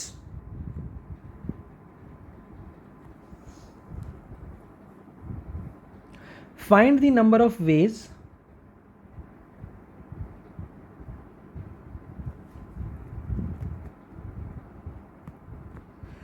in which they can sit in a row such that no 2 girls are together.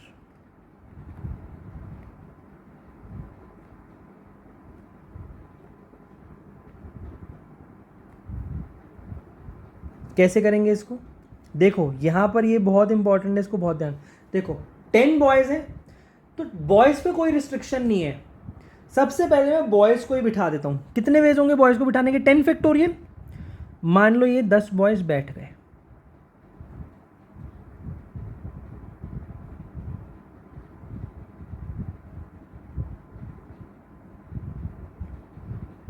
अब अगर आप ध्यान से देखो इन 10 बॉयज के बीच में कितने गैप्स क्रिएट हुए? Total 11 gaps. अगर आप ये देखो, अगर मैं उन गर्ल्स को इन गैप्स में बिठाऊं, यहां पर, यहां पर, यहां पर, यहां पर, यहां पर, यहां पर, यहां पर, यहां पर, यहां पर, यहां पर या यहां पर, अगर मैं उन गर्ल्स को इन गैप्स में बिठाऊं तो कोई भी 2 लड़कियां जैसे नहीं होंगी। हर गैप में एक लड़की बैठेगी, एक गैप में एक लड़की बैठ सकती है, राइट? तो एक काम करते हैं, चलो तो बॉयज को बिठाने के number of veg 10 factorial multiply by जो 11 गैप्स क्रिएट हो गए ना। कितने गैप्स क्रिएट हुए? 11। काउंट करो, 1 2 3 4 5 6 7 8 9 10 11। इन 11 गैप्स में से मैं कोई भी 4 गैप्स चूज कर लेता हूं। क्यों चूज करे मैंने ये? उन गर्ल्स को बिठाने के लिए। और अब इन गैप्स से उन लड़कियों को बिठा दिया, लेकिन वो लड़कियां आपस में अरेंज कर सकती हैं, इसलिए इनटू 4 फैक्टोरियल। तो answer is 10 factorial into 11c4 into 4 factorial. Clear हुआ? क्लियर हुआ ये क्वेश्चन या नहीं? गैप मेथड है सिंपल। जब भी मुझे ऐसा क्वेश्चन मिले कि नो 2 ऑब्जेक्ट्स आर टुगेदर, तो मैं सबसे पहले जिन ऑब्जेक्ट्स पर रिस्ट्रिक्शन नहीं होती उनको प्लेस करता हूं। उसके बाद उनके बीच में जो गैप्स क्रिएट होते हैं ना, उनमें जो रिस्ट्रिक्टेड ऑब्जेक्ट्स हैं उनको प्लेस करता हूं। ठीक है, चलो next question. There are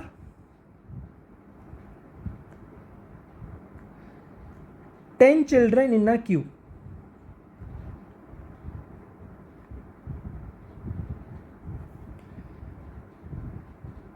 Find the number of ways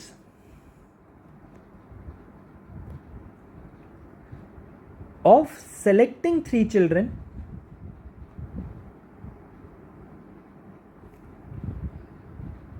such that no 2 of them are consecutive.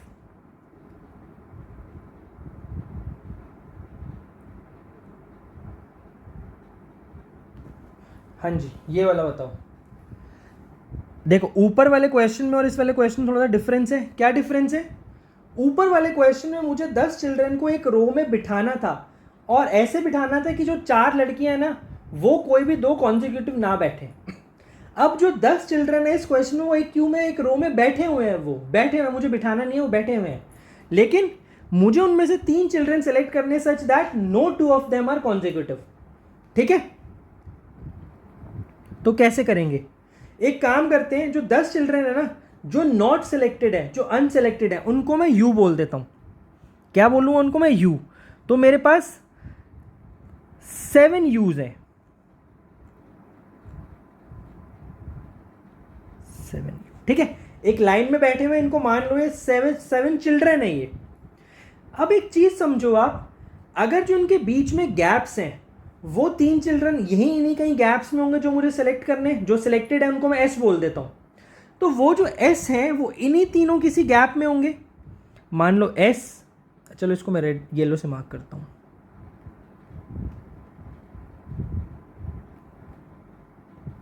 मान लो एस, एस और एस. अगर मैं जो ये यू के बीच में जो गैप्स है ना, अगर मैं इन गैप्स में से अगर चिल्ड्रन को पिक करूं तो कोई भी कॉन्जिक्यूटिव नहीं आ सकता, राइट. जो अनसिलेक्टेड चिल्ड्रन के बीच का गैप है, तो अनसिलेक्टेड चिल्ड्रन के बीच में कितने गैप्स हैं, 8 गैप्स. कौन कौन से, ये ये ये ये ये और ये, टोटल 8 गैप्स हैं. तो इन 8 गैप्स में से मैं कोई भी 3 गैप सेलेक्ट कर लूं, उन 3 गैप्स पे जो चिल्ड्रन है ना, उन तीनों को उठा लूंगा. ठीक है. तो अब ये एक प्रोफाइल क्वेश्चन बन गया. जब भी मुझे लीनियरली एक लीनियर रो में से n चिल्ड्रन में से r चिल्ड्रन सेलेक्ट करने हैं जो कि no 2 of them are consecutive, तो मैं क्या करूंगा, जो not to be selected children है ना, नॉट टू बी सिलेक्टेड कितने हैं, n minus r. r to be selected है तो n minus r not to be selected. उन n माइनस आर चिल्ड्रन के बीच में जो गैप क्रिएट हो रहा है, कितने गैप क्रिएट हो रहे हैं उन n माइनस आर चिल्ड्रन के बीच में, n माइनस आर प्लस 1. उनमें से r चिल्ड्रन को चूज कर लो, चिल्ड्रन को n minus r plus 1 C r. Clear.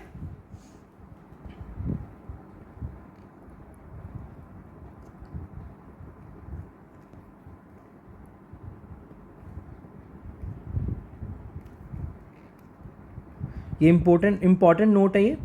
Number of ways of selecting r objects out of n distinct objects in a row such that no 2 of them is consecutive is n minus r plus 1 cr. Clear हुआ. ये बहुत important point है, इसको note कर लो, बहुत important point है ये. इस पे मैं रेड बॉक्स भी बना देता हूँ, ग्रीन बॉक्स बना देता हूँ ताकि अलग से हाईलाइटेड है ये. क्लियर. चलो एक और क्वेश्चन देखते हैं ऐसे ही, जे advance 2020.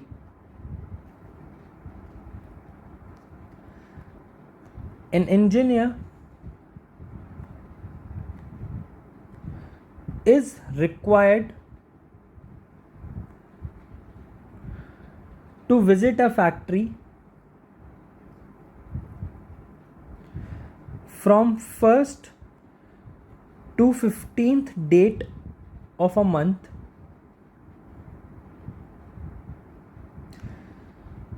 such that no 2 visits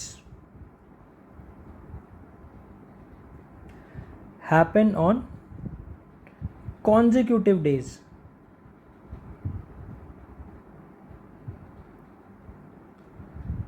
Find the number of ways.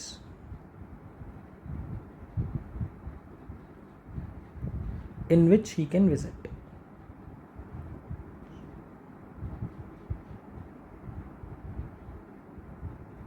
हाँ जी बताइए.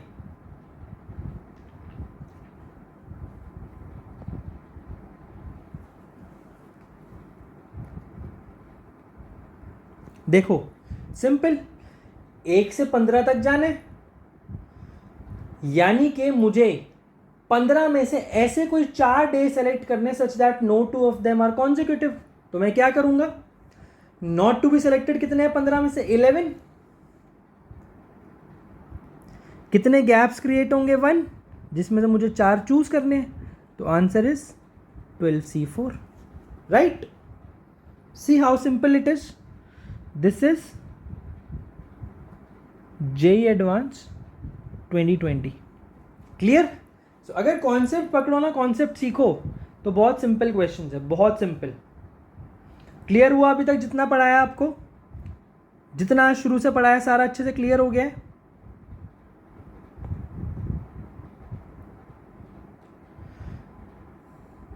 चलो एक प्रॉब्लम और करते हैं, उसके बाद फिर थोड़ी सी थ्योरी पढ़ेंगे। Find the number of veg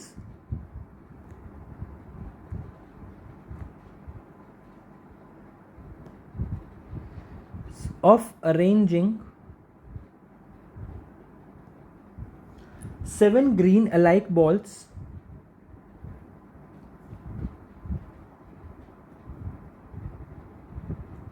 and 8 blue alike balls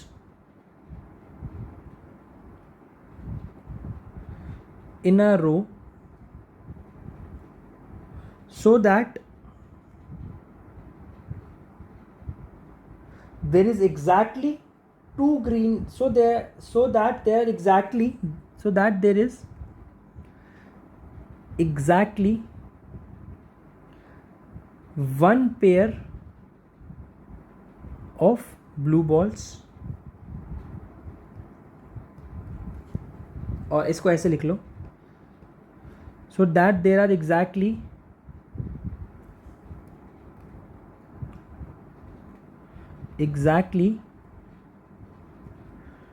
2 blue balls together।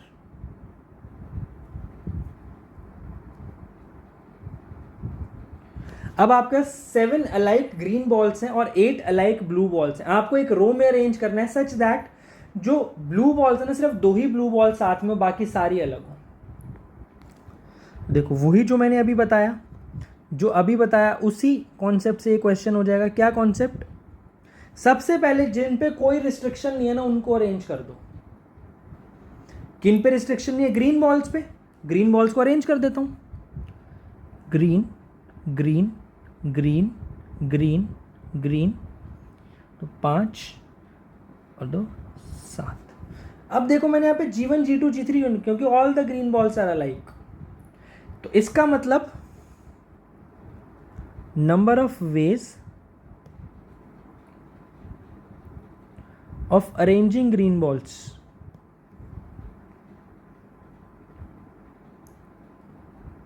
Is 1। एक ही तरीका है सिर्फ ग्रीन बॉल्स को अरेंज करने का, ठीक है। अब मुझे ब्लू बॉल्स डालनी है। एक बात बताओ, कितने गैप्स क्रिएट हो गए यहां पे? कितने गैप्स क्रिएट हुए? 8 गैप्स।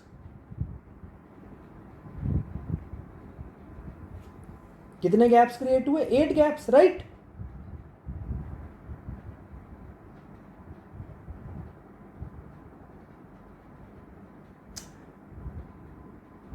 ठीक है, 8 क्रिएट हो गए। तो एक काम करो,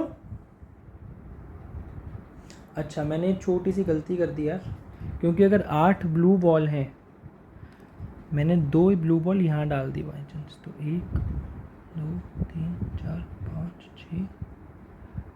हाँ ठीक है, चलो ऐसे ही करते हैं इसको। 8 गैप्स है ना, इस 8 में से कोई भी एक गैप चूज कर लो, कोई भी एक।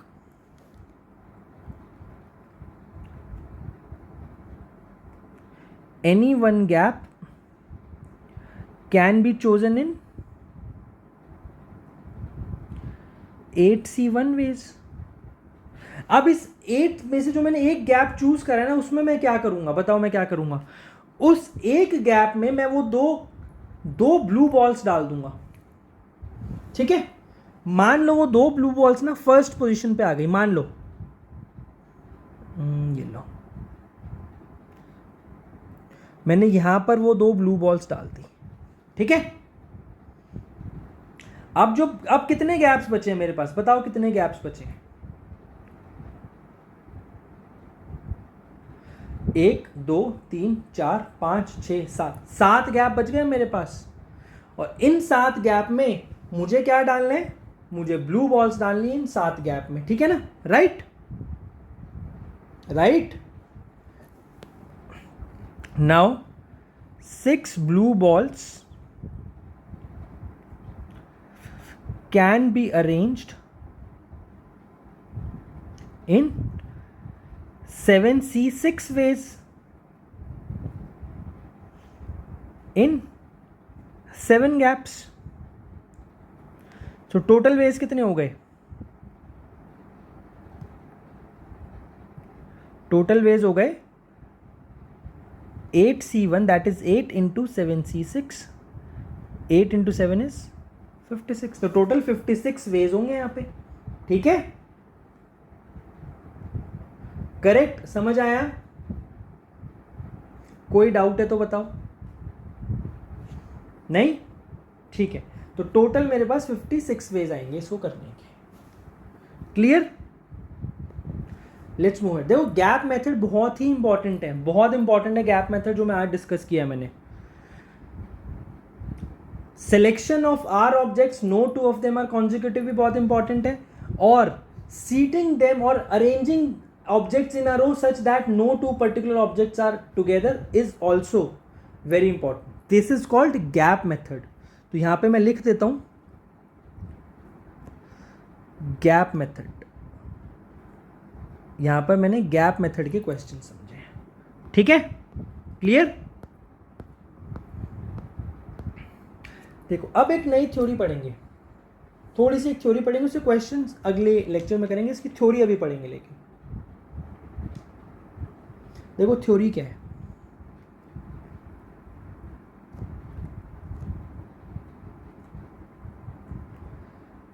Free selection. Now, what is free selection? What is free selection?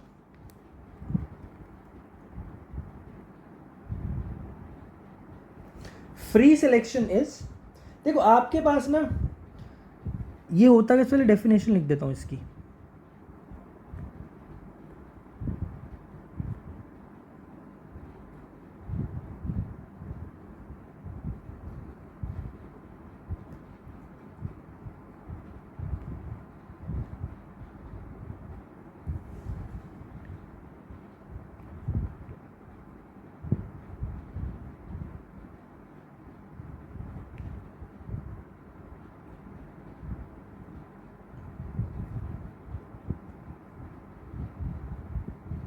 ये कह रहा है कि this represents number of ways of selecting any number of objects out of n objects. मेरे पास एन ऑब्जेक्ट्स हैं, आइडेंटिकल या डिस्टिंक्ट की बात नहीं करी है, अभी सिर्फ एन ऑब्जेक्ट्स की बात करी है।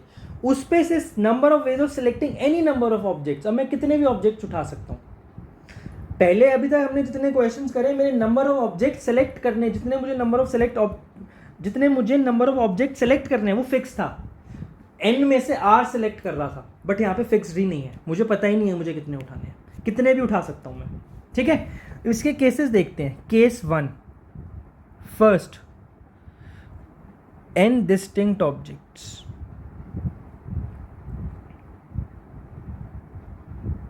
N distinct objects.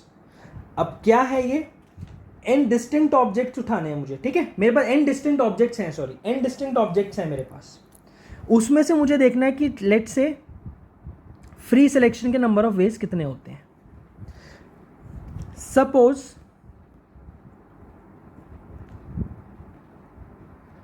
We have a set A which has n distinct elements.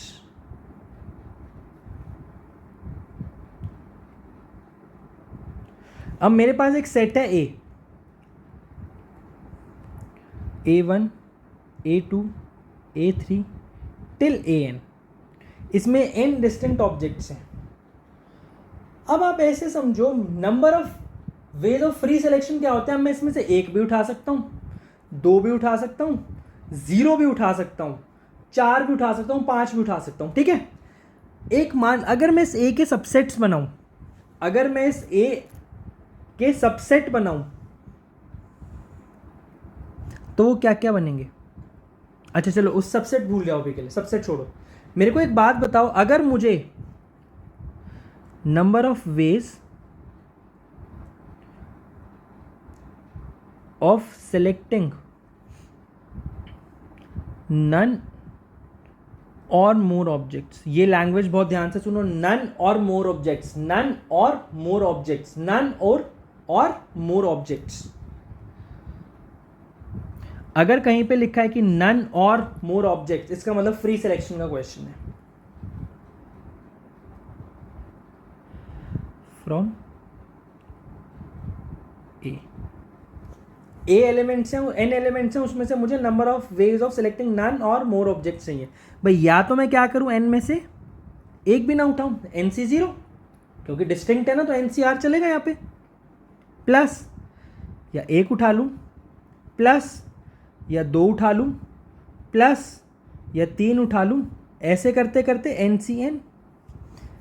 C zero plus n C one plus n C two plus n C three till n C n, right? कितने भी उठा सकता हूं ना मैं यहां पे, clear? ठीक है, अब देखो, अब एक काम करते हैं, लेट्स मेक सबसेट्स ऑफ ए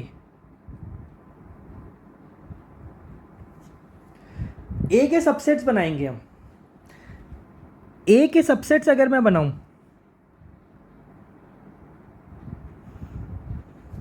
तो देखो, यानी कि ए के नंबर ऑफ सबसेट्स क्या बनेंगे?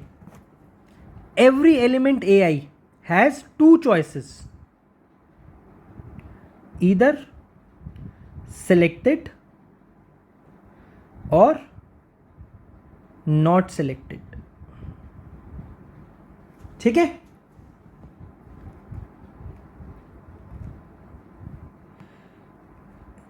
Every element of AI of A has two choices.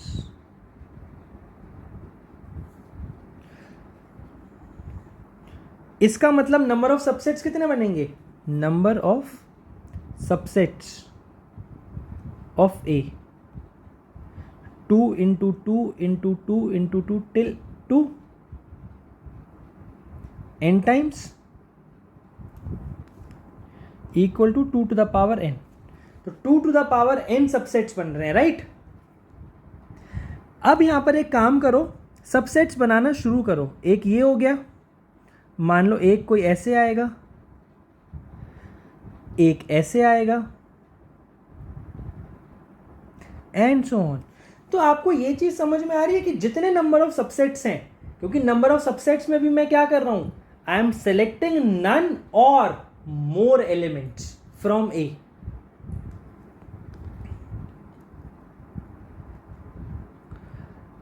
Practically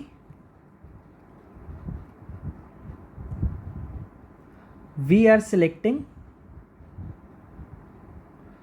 none or more elements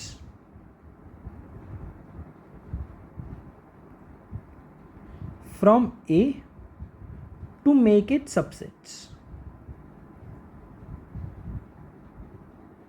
right? तो इसका मतलब जो अगर मैं n ऑब्जेक्ट्स लेता हूं, उसमें से जो फ्री सिलेक्शन के नंबर ऑफ वेज हैं वो सेम होने चाहिए जो कि नंबर ऑफ सबसेट्स होते, राइट? इसका मतलब एक वेरी इंपॉर्टेंट आइडेंटिटी, कौन सी?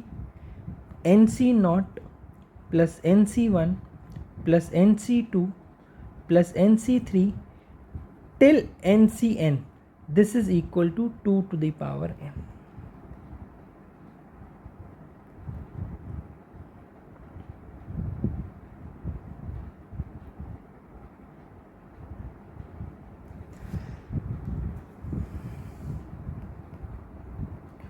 This technique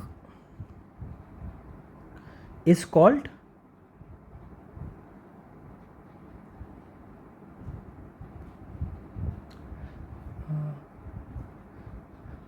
principle of double counting।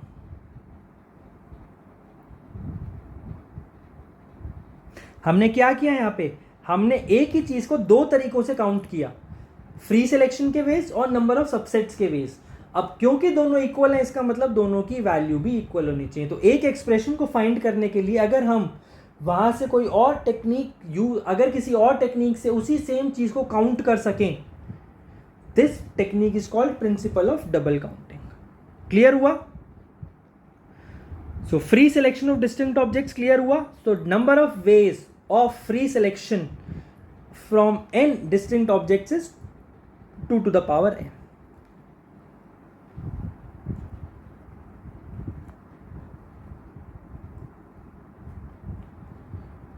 Selecting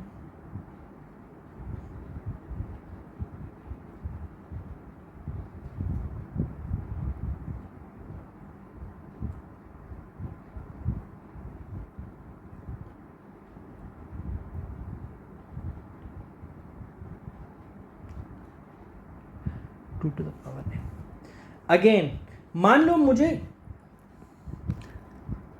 at least एक ऑब्जेक्ट तो सिलेक्ट करना है। Number of ways of selecting one और more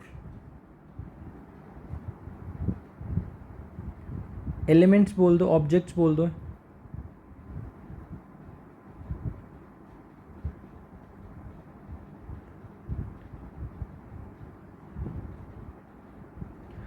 to to the power n minus one, n minus one, two to the power n minus one क्यों किया?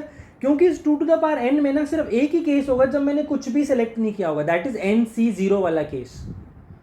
तो उस NC0 को माइनस कर दूं, NC0 की वैल्यू 1 होती है, तो इसलिए two to the power n minus one.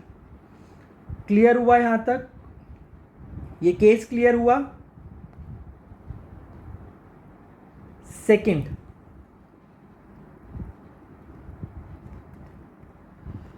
n identical objects.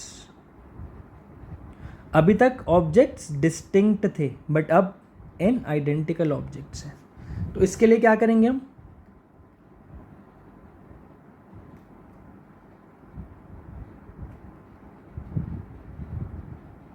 देखो, number of ways of selecting zero objects one. अब यहां पे आइडेंटिकल ऑब्जेक्ट्स के बारे में बात चल रही है। जीरो ऑब्जेक्ट चूज करने का number of way 1, number of ways of selecting one object 1,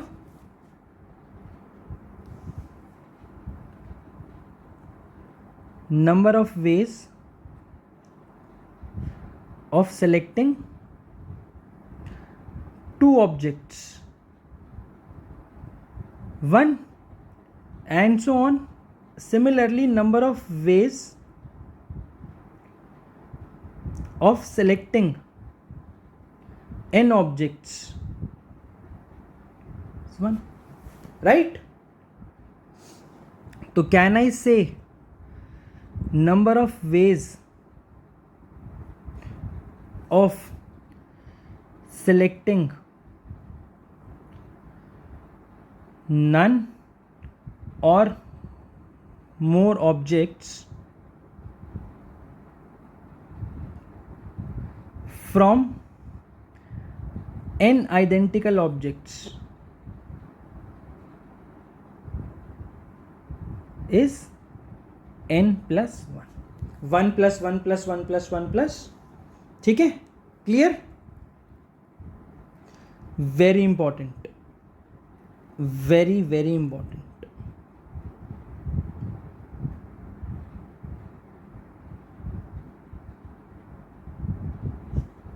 ठीक?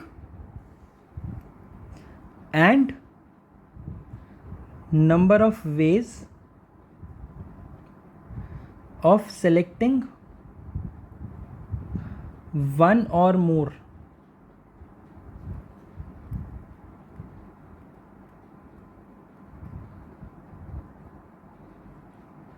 objects from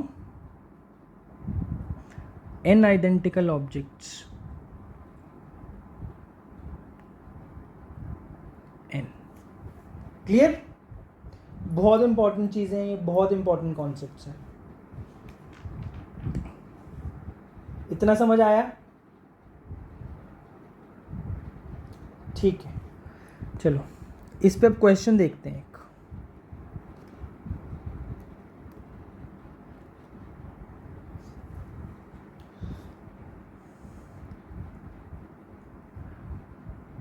there are 4 alike apples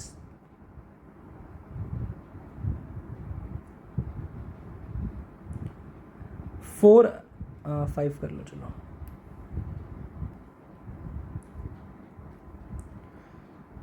5 alike mangoes and 6 distinct fruits.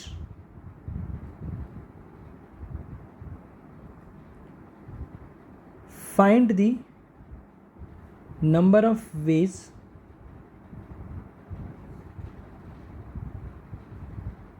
of selecting one or more fruit. ठीक है, देखो आपके पास 4 अलाइक एप्पल्स हैं, ठीक है, तो उसके नंबर ऑफ वेज कितने होंगे इसको सेलेक्ट करने के? 4 + 1. सिमिलरली 5 अलाइक मैंगोज के 5 + 1 n, अभी ऊपर बताया था ना n+1 होते हैं. और 6 डिस्टिंक्ट फ्रूट्स के 2 to the power 6. लेकिन अभी ये क्या सेलेक्ट हुआ है? नन और मोर फ्रूट. अब एक केस इसमें ऐसा होगा जब ना ही एप्पल सेलेक्ट हुआ होगा, ना ही कोई मैंगो सेलेक्ट हुआ होगा, ना ही 6 के 6 में से कोई भी एक ऑब्जेक्ट सेलेक्ट हुआ होगा. मतलब कि 6 ही 0 वाला केस होगा और इधर 0 और 0 वाला केस होगा. तो वो वाला केस एक मुझे हटाना पड़ेगा. तो answer is 4 + 1 × 5 + 1 × 2 to the power 6 - 1. That is equal to 5 × 6 30, 30 × 2 to the power 6 is 64 - 1. This gives me 3 4s are 12 का 2, carry 1 3 6 18 और 1 19, 19 20 - 1. That is 1919. So total 1919 ways are there. Clear हुआ? क्लियर? एक क्वेश्चन और देखते हैं इस पे.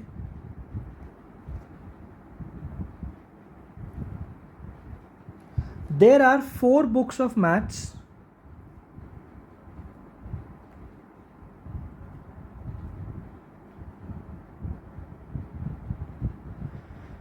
five books of physics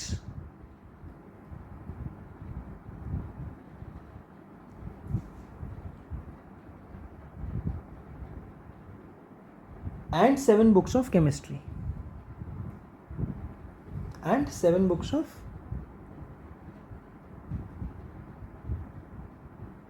chemistry. If all the books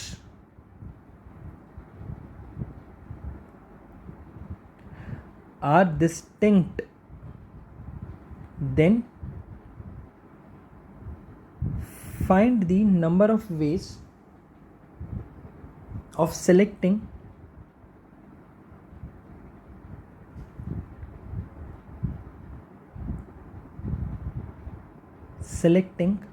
part 1.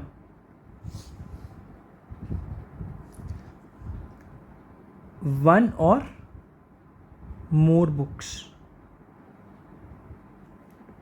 B. One or more books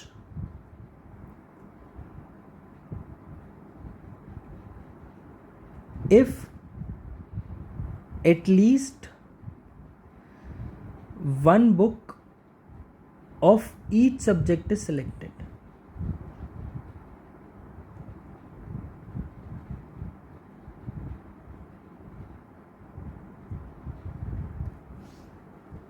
C. At most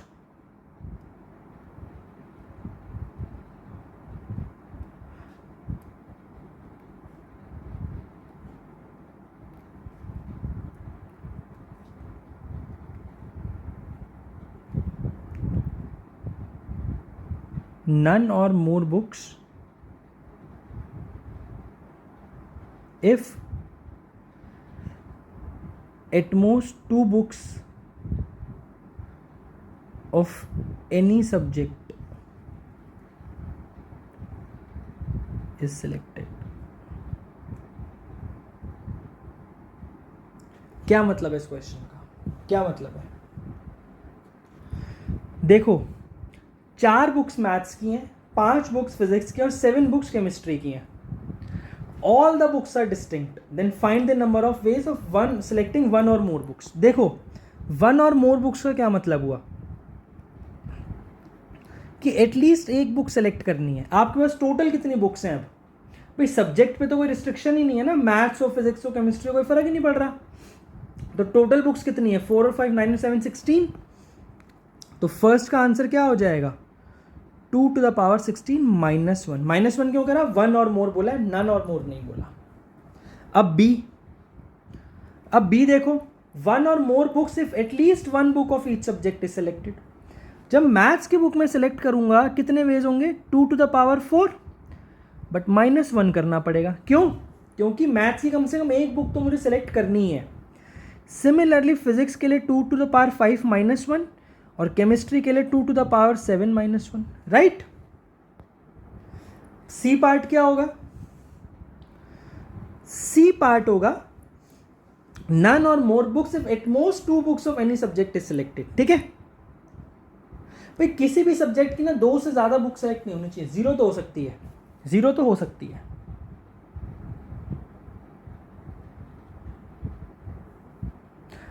तो अब एक काम करो ना, किसी भी सब्जेक्ट की 2 से ज्यादा बुक सिलेक्टेड ना हो, सेम सब्जेक्ट की. एक काम करो,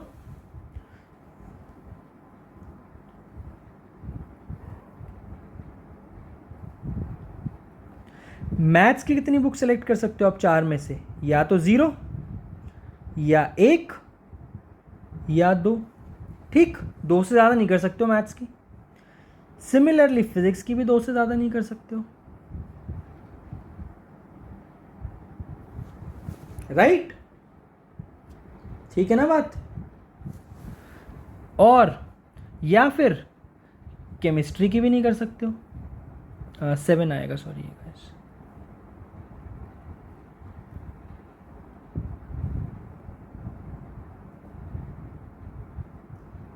right.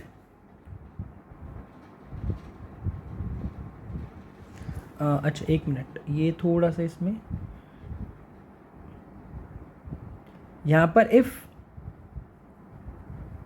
Eight most 2 books of each subject is selected. Her subject की 2 बुक सिलेक्ट करनी है आपको, कम ज्यादा से ज्यादा 2 सिलेक्ट करनी है हर सब्जेक्ट की. ठीक है. अब इसी में वो पूछ ले कि एटलीस्ट हर सब्जेक्ट की एक बुक तो हो लेकिन 2 से ज्यादा ना हो, तो क्या करोगे? तो 4C1 + 4C2 into 5C1 + 5C2 into 7C1 + 7C2. Right. Clear हुआ है question? So students, this was all for today. I hope आपको लेक्चर अच्छे से समझ में आया है. आपने पूरा लेक्चर देखा, इफ नहीं देखा दोबारा देखो पूरा अच्छे से, फ्रॉम स्टार्टिंग टू एंड देखो. आज के लेक्चर में बहुत कॉन्सेप्ट डिस्कस हुए हैं, चेस बोर्ड प्रॉब्लम्स डिस्कस हुए हैं, मैट्रिक्स का एक क्वेश्चन बहुत अच्छा डिस्कस हुआ है, जेईई एडवांस के प्रॉब्लम्स डिस्कस हुए हैं. उसके अलावा कॉन्सेप्ट ऑफ फ्री सिलेक्शन हमने सीखा है. राइट. उसके अलावा गैप मेथड हमने सीखा है. आज के लेक्चर में हमने बहुत इंपॉर्टेंट कॉन्सेप्ट समझे. नेक्स्ट लेक्चर में इसी को फर्दर एक्सटेंड करेंगे, प्लस सर्कुलर परम्यूटेशंस कवर करेंगे. एंड एज ऑलवेज इस लेक्चर की पीडीएफ आपको मेरे टेलीग्राम चैनल पे मिल जाएगी. My Telegram channel is the maths channel. And students and as usual please don't forget to subscribe this channel. Please share, like and subscribe this channel as much as you can. Thank you. All the best.